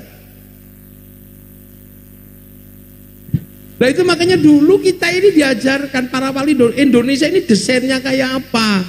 Mau membangun Islam agar hubungan ruhani kepada Allah tetap terjaga. Urusan dunianya, urusan bagaimana nanti di dunia ini seperti apa diselesaikan, tapi ini dijaga. Maka kemudian ya sudah, wong tanaman sini saya kayak gini disesuaikan. Mestinya Syekhun Ustadzun ditanam dengan nama Kiai, disesuaikan dengan kebo Kiai Slamet, tombak Kiai Pleret, komplit. Sholat dijinikan jadi sembahyang, musola, langgar masjid, tajuk. Allah pangeran, ada yang sing ngecat Lombok juga ada, macam-macam. Sama sampai sekarang, hanya orang Indonesia yang bisa mengerti. Kenapa di sini Yamaha bisa berarti Honda? Kan hanya orang di sini. Pinjam Hondanya, keluarnya Mio. Itu hanya orang Indonesia. Hanya orang Indonesia yang mengerti kenapa semua Sanyo, semua pompa air mereknya Sanyo. Padahal mereknya beda. Ada Shimizu ya disebut Sanyo. Mau apapun mereknya semuanya disebut Sarimi. Mau mie sedap mie apa. Makanya hanya kita yang bisa memahami hari lebaran disuguh oleh ibu-ibu makanan bungkusnya kongwan, begitu dibuka isinya rengginang, ya kita tahu. Makanya kalau nggak ngerti cara nanam di Indonesia pasti ribut. Musyrik bid'ah, apa ya Allah Akbar, itu karena dia nggak ngerti tanaman Indonesia. Kayak jubah ini. Sampai jangan kira ini bukan baju syar'i. Dulu ini baju syar'i jubah itu. Tapi baju syar'i yang namanya jubah dipakai nanam padi nggak bisa. Maka baju syar'i itu dipotong. Potongan baju syar'i namanya syar'un. Orang Jawa nggak punya huruf ain, punyanya monggo potong. Maka syar'un jadi sarungan jadi sarungan. Maka bagi orang yang bersarung nggak usah ribut isbal celana cingkrang atau celana melotrok. Karena kalau pengen cingkrang lindingan sing rada dhuwur beres. Pengen melotrok no, itu kita udah selesai di situ. Ya, gitu aja repot gitu. Itu kehidupan yang sederhana. Kita udah meresolusi itu semua. Bahasa-bahasa berat itu kita udah selesaikan semuanya di sini. Itu loh. Makanya dulu yang paling sulit itu adalah setelah semuanya jalan, manusia yang berbeda-beda ini gimana? Tetap utuh. Wong di sini sudah kenal Bhinneka Tunggal Ika. Apakah tetap mau berbicara asyidda walal kufar? Orang Islam galak sama orang kafir? Oh enggak. Jangan ngambil itu, tapi ambillah ruhama ubainahum, hidup yang tentram di antara mereka. Nah, Rasulullah menyatakan kalau ingin hidup tentram dalam kehidupan dunia, kamu harus ingat kullukum ra'in wa kullukum mas'ulun an ra'iyati. Kalian semua adalah para pemimpin yang harus hidup saling bertanggung jawab antara yang mimpin dan yang dipimpin. Konsep hidup bersama berbeda tapi saling tanggung jawab dalam bahasa Rasulullah disebut ra'iyah. Ra'iyah itulah yang akhirnya dipakai oleh orang Indonesia untuk membangun struktur perbedaan, struktur kebersamaan menjadi satu Bhinneka Tunggal Ika. Ra'iyah itulah yang sekarang dikenal dengan bahasa rakyat. Satu-satunya bangsa muslim yang sanggul mengambil kalimat ra'iyah untuk menyebut warga bangsanya hanya muslim Indonesia. Makanya ra'iyah itu kalau ngumpul namanya musyarakah, masyarakat. Kalau berbeda faham wasyawirhum fil amri musyawarah. Karena dulu yang nata itu para wali, maka teritorinya disebut wilayah. Al-wali al-wilayah. Wilayah itulah yang sekarang jadi NKRI, Negara Kesatuan Republik Indonesia. Pemimpin tertingginya Majelis Permusyawaratan Rakyat, Dewan Perwakilan Rakyat, itu bahasa Arab kabeh, Kang. Ayo, makanya ono sing mengatakan Indonesia negeri togut, mrene tak ulangi. Aja kaya Pondok Az-Zaitun.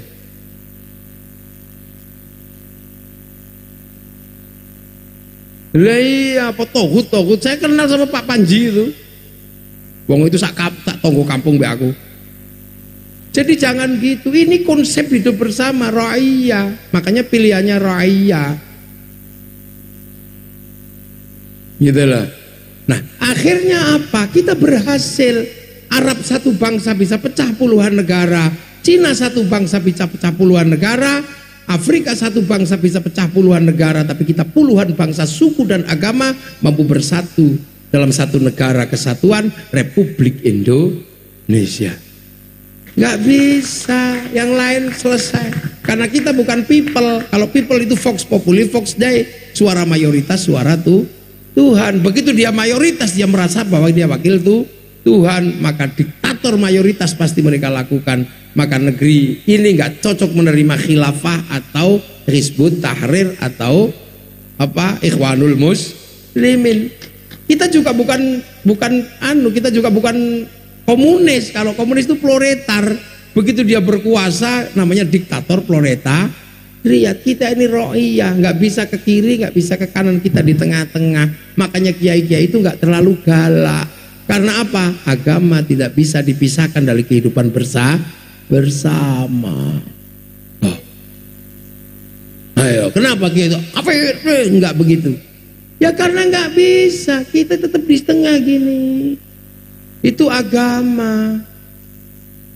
Jadi kalau sampean pengen tahu kenapa kiai itu nggak dikit kafir, lu mau negeri ro'iyah kok dikafirkan, itu gimana ceritanya? Nah makanya kiai-kiai itu nggak pernah pandang bulu. Mari kita jaga kebersamaan bersama ini.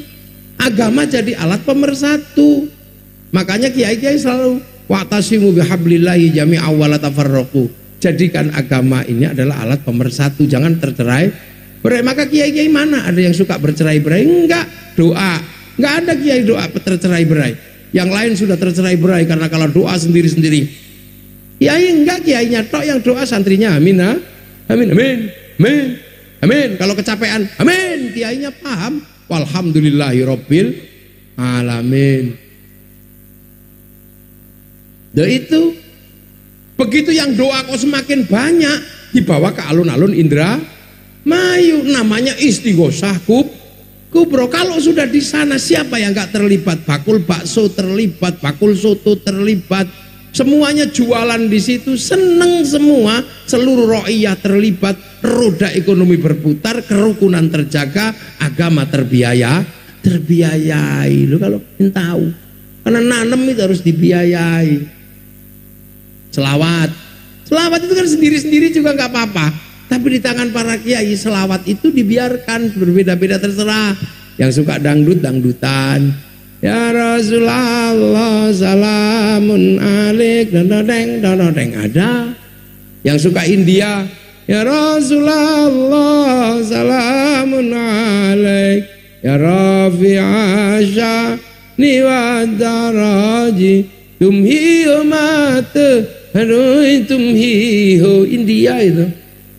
Yang suka lagu Jawa, ya Nabi salam alaika, ya Rasul salam alaika, Anglia numpak perahu layar, yang gitu. Yang suka lagu Sunda, ya Nabi apa? Ya Rasulullah salamun alaik eslile. Biar, tapi begitu semua pengen berselawat, dikumpulkan di alun-alun Indramayu, namanya Indramayu bersolawat. Yang punya bendera-benderanya laku, yang punya slayer-slayernya laku, yang punya gagang-pancingnya laku. Kau ini yang punya otong-otongnya laku semua. Roda ekonomi berputar, merawat agama. Dalam 1 tahun aja berapa triliun yang dikeluarkan ibaratnya oleh masyarakat untuk merawat agamanya. Kerukunan terjaga, agama terjaga. Bulan Maulid aja berapa yang dikeluarkan oleh masyarakat itu. Per kampung rata-rata 50 juta habis. Kalau kemudian itu semua kerukunan model seperti diserahkan sama bupati, bangkrut Kabupaten Indramayu.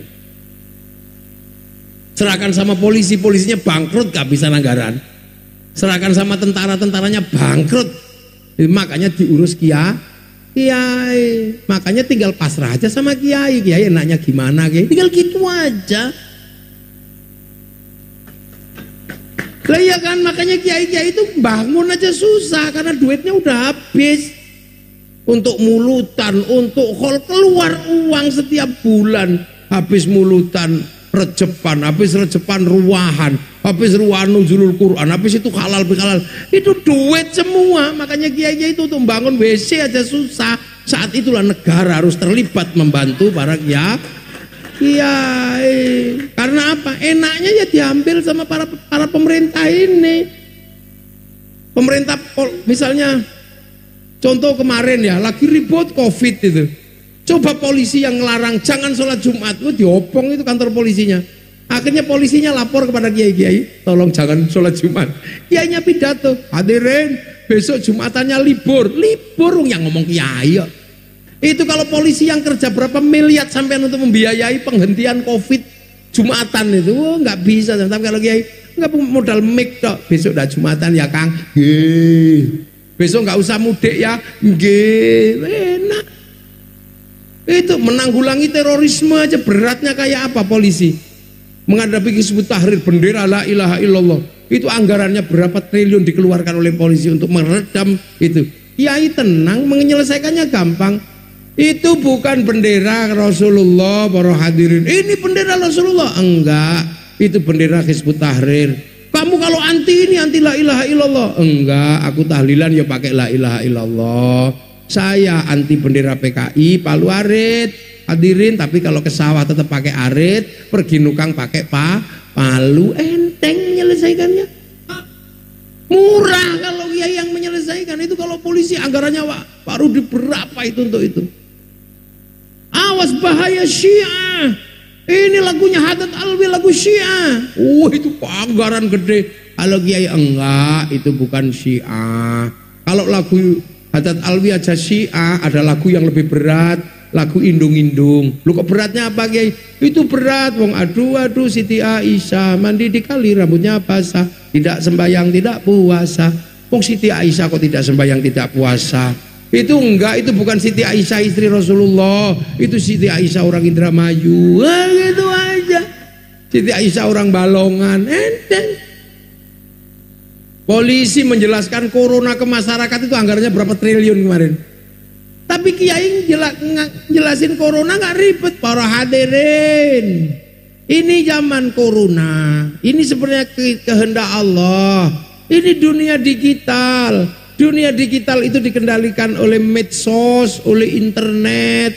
Internet dikendalikan oleh dua anggota tubuh manusia. Satu oleh mulut. Mulut manusia bisa ngomong apa saja tanpa bisa dihentikan. Jempol manusia bisa membuka apa saja tanpa bisa dihentikan. Maka dosa manusia ada di mulut sama di tangan. Maka Allah menurunkan corona sebagai azab. Mulut harus pakai masker, tangan harus pakai hand sanitizer. Betul? Betul. Padahal kiai ini ngarang. Enteng kalau sama kiai. Makanya pejabat-pejabat pemerintah jangan melupakan jasa kiai untuk membangun negara. Duitnya untuk habis untuk kayak begini. Makanya kiai-kiai, makanya kayak LDII itu duitnya banyak. Oh, nggak pernah dipakai mulutan, nggak pernah dipakai khol. Lah itu makanya sekali-sekali LDII sini nyumbang sama Kiai Amani. Itu dong, jadi gitu. Penjenengan kaya, khol enggak, mulutan enggak, ringan ini. Khol Isra Mi'raj mulutan, waduh duitnya habis Kiai Amani itu stres. Tapi yang menikmati ya semuanya orang, maka semua orang ya bantulah Kiai yang ngerti, Pak Kapolda, Pak Rudi nanti bilangin, bantu. Pak Dandem bilangin sama Pak Pangdam ya. Pak Kapolres udah bilang sendiri, nah gitu. Pak Waryono bilangin, Menteri Agama. Iya, makanya kalau pejabat itu sebenarnya kalau datang ke sini bukan sambutan, komunikasi. Jadi jangan sambutan, komunikasi. Nek wis teko muni ya kasih gitu. Lah ini kan ini coba di tangan kiai ini semua menjadi alat kebersamaan. Orang mati menjadi pembersamaan sampai 3 hari 40 hari. Itu kalau sudah khol, apa yang nggak laku, terop laku, son laku, apa aja laku. Makanya kayak son ini juga agamanya macam-macam. Kalau son ini dipanggil orang Islam ya bunyinya kiroa. Kalau dipanggil tarling ya biarlah semua berlalu. Itu ganteng yang manggil ini ya, untung semua ada mulutan sonnya laku, Isra Mi'raj sonnya laku. Orang meninggal ziarah habis pariwisata lah laku, nyambut tamunya warawali di makam-makam, orang jual nasi laku, jual tahu laku, jual tasbih laku, katok laku, bahkan copet bisa hidup dimakan para wali. Sampai di makam itu rukun, la ilaha illallah, la ilaha illallah. Ini kiainya tua. Kalau yang rombongan kiainya muda, sallallahu alaihi Muhammad, sallallahu alaihi Muhammad. Enggak ribut gentian gitu, enggak, biasa aja gentian terus. Yang satu rombongan datang, ngawiti ingsun, belum selesai datang lagi. Ibadallah rijalallah, aghithuna li ajlillah, wa kunu aunana lillah, sanakallah bifadlillah. Gak ada yang ribut. Satu dateng banser sendirian, nggak bawa rombongan. Dikira mau ngambil apa, nggak taunya buka jaketnya, isinya speaker. Rombongan dari Indramayu ditunggu di bis. Ini rukun. Iya kan rukun. Setelah itu orang Indramayu ziarah ke Cirebon, dari Cirebon ziarah ke Demak, dari Demak ziarah Surabaya, dari Surabaya ziarah ke Madura. Di setiap gurunya disemayamkan ada kerinduan terhadap tanah di mana gurunya ada. Semakin banyak tanah yang diziarahi, semakin banyak kerinduan pada tanah-tanah itu. Itulah bibit cinta pada tanah air. Ayo, makanya tidak ada satupun teroris yang tumbuh dari orang yang suka ziarah kubur. Seluruh teroris tumbuh dari orang yang tidak suka ziarah kubur. Karena apa? Nggak ada yang takuti. Ngebom Cirebon berani, nggak ada yang ditakuti. Santri bom Cirebon, nggak berani, ada makamnya Sunan Gunung Jati. Bom Jombang, nggak berani, ada makamnya Gus Dur. Bom Surabaya, nggak berani, ada makamnya Mbah Ngampel. Ini struktur sosial. Orang boleh menyebut ini social engineering, orang boleh menyebut ini political engineering, tapi inilah yang dinamakan bagaimana menjaga hidup bersama dalam satu keadaan wahadzal baladil amin, dan demi keamanan bangsa dan negara. Loh, ini ilmunya. Makanya kiai itu dibagi dua, karena kiai kalau sudah ngomong agama menangan atas nama Tuhan no. Makanya kiai itu dibagi dua kalau santri. Satu kiai sakti, satu kiai kurang sakti.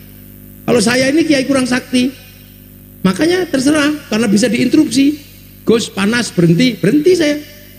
Tapi kiai yang paling sakti itu siapa? Kiai kalau sudah khutbah Jumat, itu nggak ada orang berani. Ittaqullah, nggak ada interupsi tape, nggak ada berani. Makanya khotib itu biar nggak ngawur, biar tenang hatinya, suruh pegang tongkat sama baca teks. Akhirnya kalau pegang tongkat sambil baca teks pasti tenang. Ittaqullah, nggak berani gini-gini, teksnya lepas ditiup kipas angin bubar itu. Makanya ittaqullah. Begitu tongkatnya nggak ada, teksnya nggak ada, ya enak berkenan. Saudara Jokowi, ya gitu akhirnya. Iya, makanya sampean polisi kalau menyari yang aneh-aneh, mulai dari lihat dulu masjidnya ada tongkatnya apa enggak. Gitu. Ini dulu dibikin oleh para, ini bukan masalah bid'ah, masalah apa, tapi ini adalah bagaimana struktur itu bisa memahami kultur, sehingga yang kultur dan yang struktur bisa berjalan bareng dalam kehidupan bersama, saling jaga untuk kebutuhan bagaimana kullukum ra'in wa kullukum mas'ulun an ra'ayati. Ini strategi. Itu makanya kita ini dijagain pakai penjagaan bersama. Biar apa? Biar hidup bersama terjaga. Wah, ini jerakan apa lagi ini yang datang ini? Apa suruh komunikasi? Isteko kon muni terus kon kasih. Ya oke. Hah? Banser lagi. Hah? Oh, komunikasi, Banser ya nggak ada komunikasinya. Banser nggak punya duit. Banser bagian dari yang tidak punya uang tadi itu. Nah, ini makanya saya selalu sarankan, santri ini menjaga kebersamaan negara, menjaga kehidupan rakyat, apalagi santri ini penerus para wali. Wali itu yang bikin wilayah, maka tidak akan pernah santri penerus para wali mengkhianati wilayah. Cara menjaga wilayahnya santri ya kayak begini ini. Maka santri ketika bilang cinta tanah air, NKRI harga mati, tidak diem, tapi santri mengatakan NKRI harga mati, mengeluarkan biaya bulanan ratusan miliar untuk apa? Menjaga kebersamaan hidup. Nah, itu makanya Pak Dandim, Pak Kapolda, Pak Rudi, Pak Kapolri bantu pondok itu kalau mau, kalau nggak mau ya sudah pindah ke tempat saya, gitu aja kan, nggak ada susah. Itu makanya kadang itu ini sekolahannya bagus ya, duitnya utuh gitu. Makanya ya Allah, nah ini dijaga. Makanya Kiai itu jaga. Ada yang memang sudah dengan gayanya Muhammadiyah, ada gayanya LDII, ada gayanya NU. Ini yang penting rukun. Gak bisa Kiai mencret itu tetap ke PKU. Iya kan Bang? Nggih monggo. Oh nggih Pak Asek. Nggih ta Pak Asek Pak Kesra. Apa Kesra? Nggih bagian kesejahteraan rakyat nih panjenengan. Wes untuk sementara tak urus rakyat panjenengan. Nanti panjenengan yang nanggung, saya yang jawab. Nggih. Salam buat Bu Bupati. Loh itu.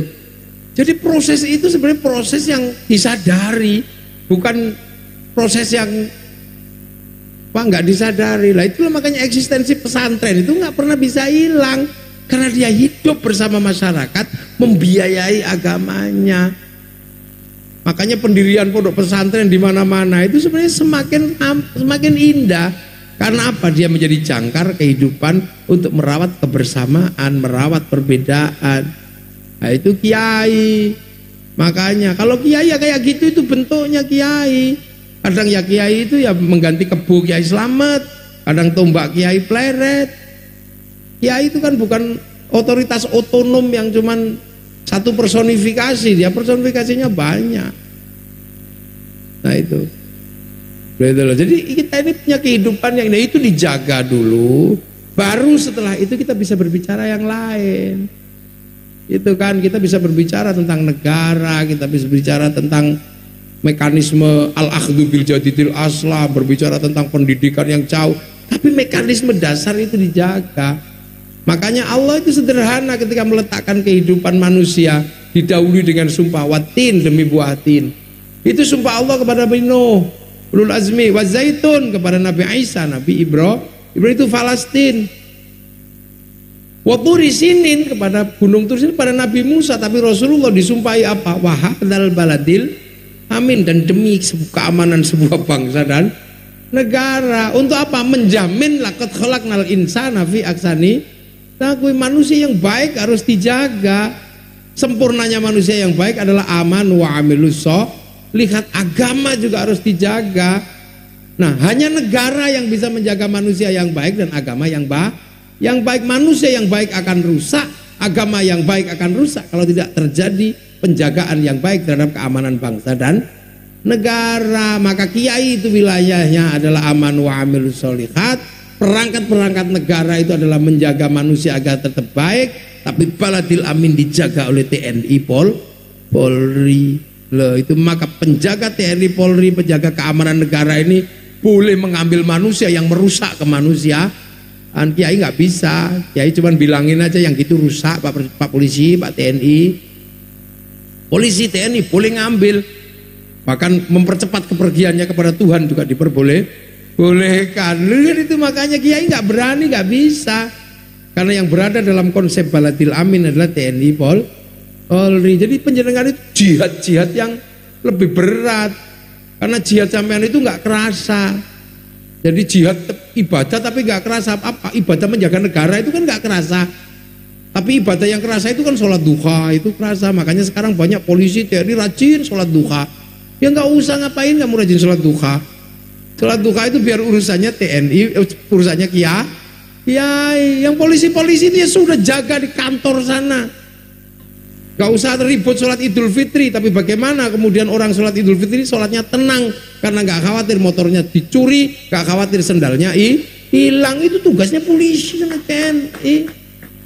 Tanpa itu rusak semua. Timur Tengah coba kita lihat, Suriah, manusianya baik, agamanya baik, tapi manusianya rusak, agamanya rusak karena tidak ada terciptanya baladil amin. Pak Rudi gak usah terlalu ekstrim kalau beribadah. Ya sholat ya sholat, kalau waktunya awal ya awal, kalau sempetnya akhir ya akhir. Kalau lagi nguber teroris ya sholatnya jamaah, itu aja.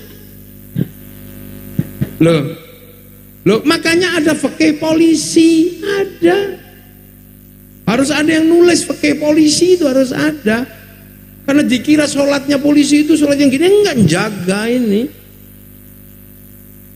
Jaga keamanan bangsa dan negara. Itulah.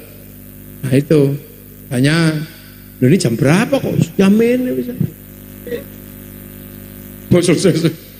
Ini saya belum, ini mukaddimah aja belum selesai ini. Saya ini belum ngaji, ini baru pembukaan aja, belum rampung. Nah, itu. Jadi itu tidak boleh dilupakan. Jadi manusia dengan konsep dasarnya sebagai makhluk sosial itu maknanya apa? Manusia itu vertikal, tapi konsep hidupnya Horizontal, nggak bisa ditinggal. Ini dunia, ini akhirat. Sejak kapan dunia dan akhirat itu bisa dipisah? Wong ad-dunya mazra'atul akhirah. Ayo mencari itu. Makanya pesantren nggak pernah terus sok-sokan hancurkan, mana ada. Itu model di Jawa Barat sudah mulai iseng begitu dikit-dikit hancurkan, Allah Akbar, takbir gitu. Lah yo ngapain kamu? Tadi anak-anak MC ngapain kamu? Takbir kok disuruh-suruh. Loh gitu, tenang aja. Jadi kita nih jaga NKRI, jaga kehidupan, ngaji Quran itu. Jadi nggak usah terus kita ini yang lain sok-sok. Kiai Amani itu ya gitu, itu bentuknya kiai ya gitu. Temenan sama orang Nasrani, temenan sama orang Hindu. Teman sampean kurang banyak, baru berteman manusia, berteman jin belum. Padahal kiai harus bisa berteman jin, biar santrinya nggak digoda sama jin. Karena jin itu kalau goda halus, kalau kiai digoda cara kiai. Kalau kiai kok digoda caranya iblis ketahuan. Kiai kok didatangi perempuan rambutnya merah, celananya pendek, tatonan, langsung paham dia. Wah itu pasti setan gitu. Tapi kalau yang goda kiai yang datang ya jilbabnya bagus gitu. Terus nggak pernah tengok duduknya begini, Yai. Saya punya masalah, Yai. Apa masalahnya? Saya janda, Yai. Nah, terus iya anak 4, Yai. Susah hidup saya, Yai. Saya minta doa, Yai, agar saya menyelesaikan urusan saya ini. Syukur-syukur saya dapat jodoh. Insya Allah, insya Allah, insya Allah. Iya insya Allah di mulutnya, hatinya kenapa nggak sama saya aja? Halus itu kalau godanya itu. Makanya jarang kiai itu tergelincir dengan hal-hal jelek, hal bagus. Makanya Fabi Aizzati kalau ya naum dengan kemuliaan bahkan sesatkan manusia katanya itu. Iya, polisi juga sama. Kalau datang kok tatoan, hai penjahat gitu. Tapi kalau yang datang seperti Bayangkari gitu ya bisa juga kan. Nah, sama. Polisi kok didatangi tatonan perempuan tatonan pakai, wah ini seperti yang tak tangkap kemarin ini gitu. Tapi kalau yang datang rapi, bersih, roknya segini misalnya bawa lutut, terus semuanya rapi, pakai syal gitu kan. Terus kenapa Bu? Apa kenapa Mbak? Aduh nggak enak Pak, saya takut sendirian di rumah, nggak ada teman. Loh, memang nggak ada teman? Ya ada sih Pak, tapi pembantu. Tapi saya takut kayaknya musuh-musuh suami saya ini masih nggak terima. Loh, memang musuh suaminya udah meninggal Pak? Pertama dikirim ajudan untuk ngawal kan? Lama-lama, wah lama-lama panjang gitu begitu. Jadi hati-hati. Makanya, nah itu Kiai Aman itu harus banyak belajar di situ. Karena kalau enggak, ini kan udah mulai gede. Nih, nanti yang datang semakin banyak. Ya, yang datang ujian juga godaan gitu. Banyak kadang dari kiai itu harus sadar ketika sudah punya pondok, punya apa, itu kadang godaannya banyak dan itu biasanya banyak perempuan mau. Iya, karena sudah jadi kiai, tapi harus ingat perempuan yang menerima engkau saat kau bukan siapa-siapa ialah perempuan yang paling mencintaimu. Gitu lah. Itu prinsip hidup. Sama Pak Rudi juga sama. Waktu masih bukan siapa-siapa itulah perempuan yang mencintaimu Pak Rudi kan sama. Kalau sekarang sih siapa yang nggak mau sama Pak Rudi? Mau apa saja tinggal gitu aja. Langsung BA oke katanya gitu. Ya itulah semoga apa basic memahami manusia itu penting. Dasar memahami manusia. Bahwa manusia pada akhirnya akan kembali kepada Allah. Nah, tanaman-tanamannya itu dikerjakan semua oleh tubuh. Tubuh inilah yang memberikan asupan seperti rekaman handphone itu. Syuting itu kan nyuting saya. Bukan nyuting saya itu. Nyuting saya. Tapi seluruh rekamannya itu disimpan di memori. Seandainya mangkel terus kemudian syutingannya itu dibanting rusak, nggak apa-apa. Memorinya ada, rekamannya masih utuh. Manusia juga sama, tubuh ini merekam seluruh kehidupan, seluruh hasil rekamannya disimpan di ruh. Begitu nanti jasadnya ini dilepas, ruhnya dikembalikan kepada Allah, di print out. Mithqala dzarratin khairan yara, mithqala dzarratin syarran yara. Maka rekamannya yang harus bagus. Makanya basic dasar manusia sebut asma Allah, bismillahirrahmanirrahim. Makanya dalam pembelajaran dasar itu adalah pembelajaran menyebut asma Allah. Maka ini semuanya belajar menyebut asma Allah. Ya Allah, ya Allah, kalau ada toreko ikutlah toreko untuk diajari. Ya Allah, karena kepala nggak bisa menyebut, diajari gede. Karena tangan nggak bisa bunyi, diajari pegang tasbih. Pokok nggak bisa bunyi, diajari duduk. Terus lutut nggak bisa bunyi, diajari sila. Nanti kan diajari ya Allah, ya Allah, ya Allah, ya Allah, ya Allah, ya Allah, ya Allah, ya Allah, ya Allah. Leyeng kesemutan. Ya Allah, ya Allah, ya Allah. Lama sekali nggak selesai. Tapi nanti lama-lama akan biasa, rekamannya bagus. Kepalanya cedot, masya Allah, rekamannya Allah. Mata lihat tetangga beli TV, alhamdulillah, rekamannya alhamdulillah. Tapi kalau nggak pernah nyebut tetangganya beli TV, oh kredit, rekamannya ya kredit.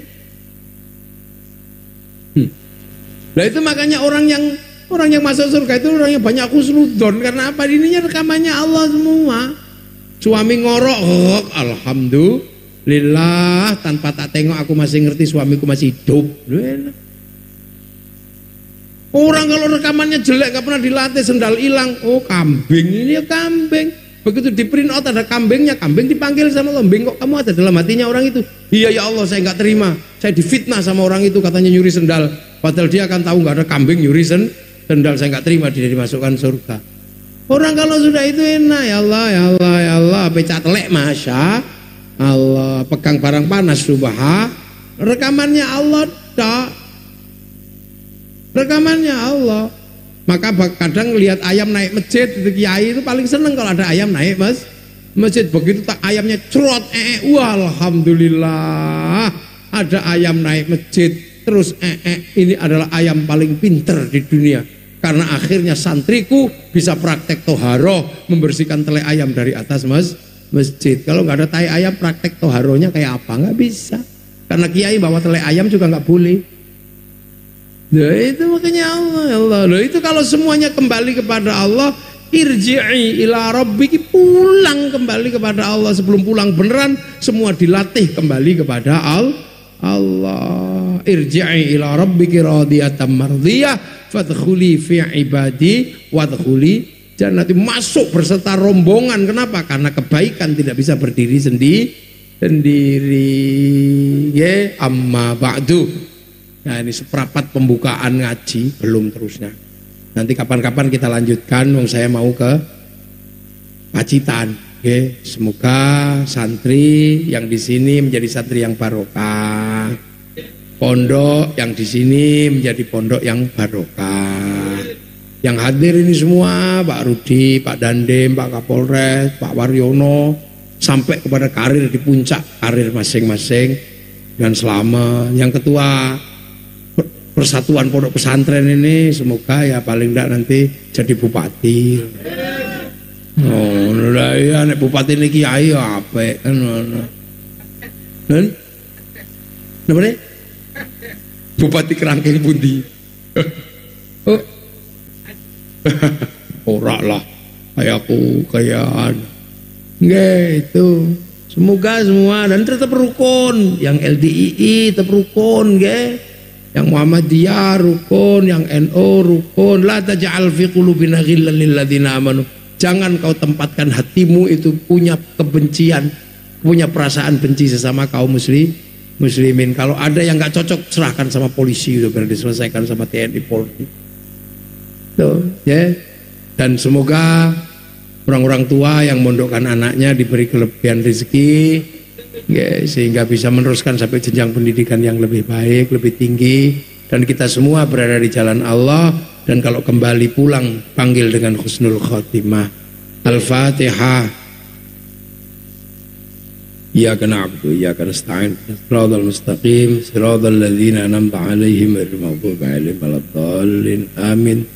Sebelum saya akhiri, saya minta sepatah dua patah kata dari sahabat karib saya Profesor Waryono untuk memberikan ucapan selamat atas peletakan gedung baru atau menyampaikan sumbangan atau apa sajalah yang penting di sini. Atur nuwun. Assalamualaikum warahmatullahi wabarakatuh. Pada Profesor Dr. Waryono, monggo tak tunggoni nek kene. Ayo lungguh jejer aku sini. Ya, duduk sini. Ayo. Monggo, ayo ini.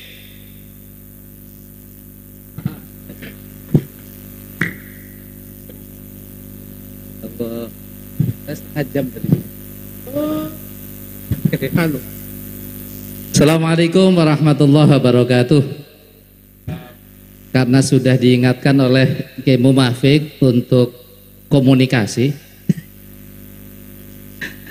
Pertama, saya menyampaikan terima kasih kepada Kiai Amani yang telah mengundang saya 2 tahun lalu. Saya sudah kesini Gus, dan perkembangannya luar biasa. Sudah nyumbang berarti. Alhamdulillah. Selamat datang kepada Gus Muafik. Ini Indramayu yang masyarakatnya ada di mana-mana ya. Di seluruh pelosok tanah air ada orang Indramayu dengan profesi yang bermacam-macam. Nah, yang kedua, ini saya sebagai apa ya datang ke sini bingung. Sebagai Direktur Pemberdayaan Zakat dan Wakaf, sekaligus PLT Direktur Pendidikan Diniyah dan Pondok Pesantren, dan yang ketiga saya sebagai Pembina Badan Wakaf Indonesia. Jadi jabatannya 3 tapi gajinya 1. Acaranya 3, berkatnya 3. Mungkin yang perlu saya sampaikan, karena ini adalah lembaga pendidikan, alhamdulillah Bapak Ibu yang punya putra putri masih masa sekolah atau akan naik ke perguruan tinggi, kami akan segera membuka peluang beasiswa untuk para alumni pesantren. Mau kuliah di mana? Nah, selama ini saya dengan Gus Muafik kuliahnya di IAIN. Nah, ke depan bukan hanya IAIN, kami membuka peluang juga ke UI, ke UGM, ke ITS, ke ITB, Unpad dan seterusnya. Kami bekerja sama dengan 18 perguruan tinggi di dalam negeri, baik yang agama maupun umum. Kemudian yang kedua, bagi adik-adik santri yang ingin melanjutkan ke luar negeri, insya Allah kami siapkan juga beasiswanya. Jadi silahkan nanti cek pengumuman, insya Allah, karena syaratnya minimal pernah pesantren 3 tahun. Jadi kalau lebih, itu lebih baik. Dan nanti tandanya santri itu adalah ya wajib bisa membaca kitab kuning. Nah, jadi salah satu ujiannya meskipun akan masuk di jurusan komputer UI, tetap baca kitab kuning. Agar apa? Agar kesantriannya terjaga. Ini dari mana beasiswa ini Bapak Ibu? Beasiswa ini berasal dari dana abadi pesantren. Alhamdulillah Gus, setelah ada Undang-Undang Pesantren nomor 18 2019, di situ ada amanat negara wajib menyiapkan dana abadi pendidikan, salah satunya dana abadi pesantren. Itu untuk para santri. Untuk kiainya apa? Untuk kiainya insya Allah ini dalam waktu dekat kami juga akan, ya mohon maaf meskipun kiai tetap seleksi Gus.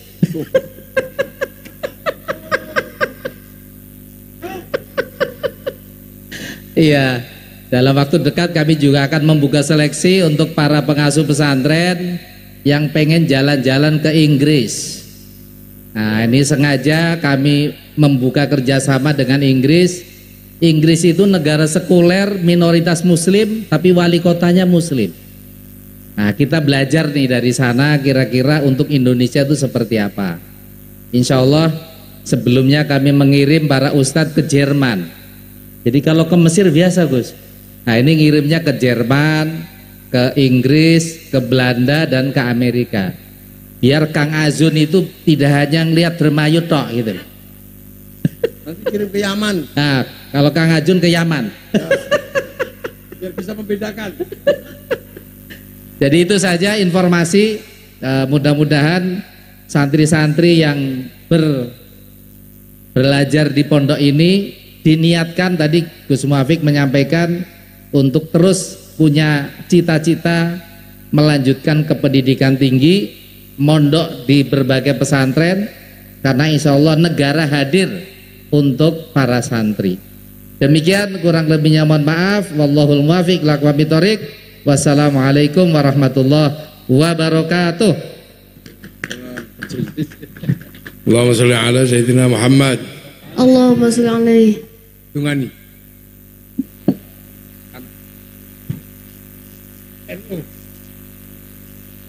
Ketua PCNU. Mboten enten mangga teng mriki. Bismillahirrahmanirrahim. Alhamdulillahirabbil alamin hamdan na'imin. Hamdan syakirin hamdan yuwafi ni'amahu kafi'u mazida. Ya Rabbana lakal hamdu kama yanbaghi li jalali wajhikal karim wa 'azimi sultanik. Allahumma iftah alaina futuhal 'arifin bi hikmatika wa ansirna rahmatak wa dzakkirna ma nadzikra. Ridka ya Allah. Wa bihaqqi Rabbana inni askantu min dzurriyyati biwatin ghairi dzi zar'in 'inda baitikal muharram. Rabbana li yuqimus sholata faj'al 'afidatan minan nasi tahwi ilaihim warzuqhum minat thamarati yashkurun. Ij'al auladana dzurriyyatana talamidan aminal khair. Alibadal wasmul qiyamah bil hasil maqasidana maqasidana akhirul rizqan halal ban wasian. Bismillah ya Allah ilayya karim. Amin. Ilayya karim tamim bina'ana dal ma'ati Allah ilayya karim tamim bina'ana bijahil Mustafa sa'il alaina. Ilayya karim tamim bina'ana bijahil Mustafa sa'il alaina. Ilayya karim tamim bina'ana bijahil Mustafa sa'il alaina. Allahumma shalli wa sallim wa barik ala Muhammadin wa ala nurisyan binuri fi kulli lamhat wa nafasna tamasya ilmu Allah. Rabbana atina fid dunya hasanah fil akhirati hasanah wa qina adzabannar. Sallallahu ala sayyidina Muhammadin walhamdulillahi rabbil alamin. Al-Fatihah. Bismillahirrahmanirrahim.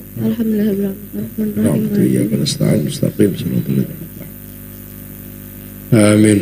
Assalamualaikum warahmatullahi wabarakatuh. Allahumma shalli ala sayyidina Muhammad. Allahumma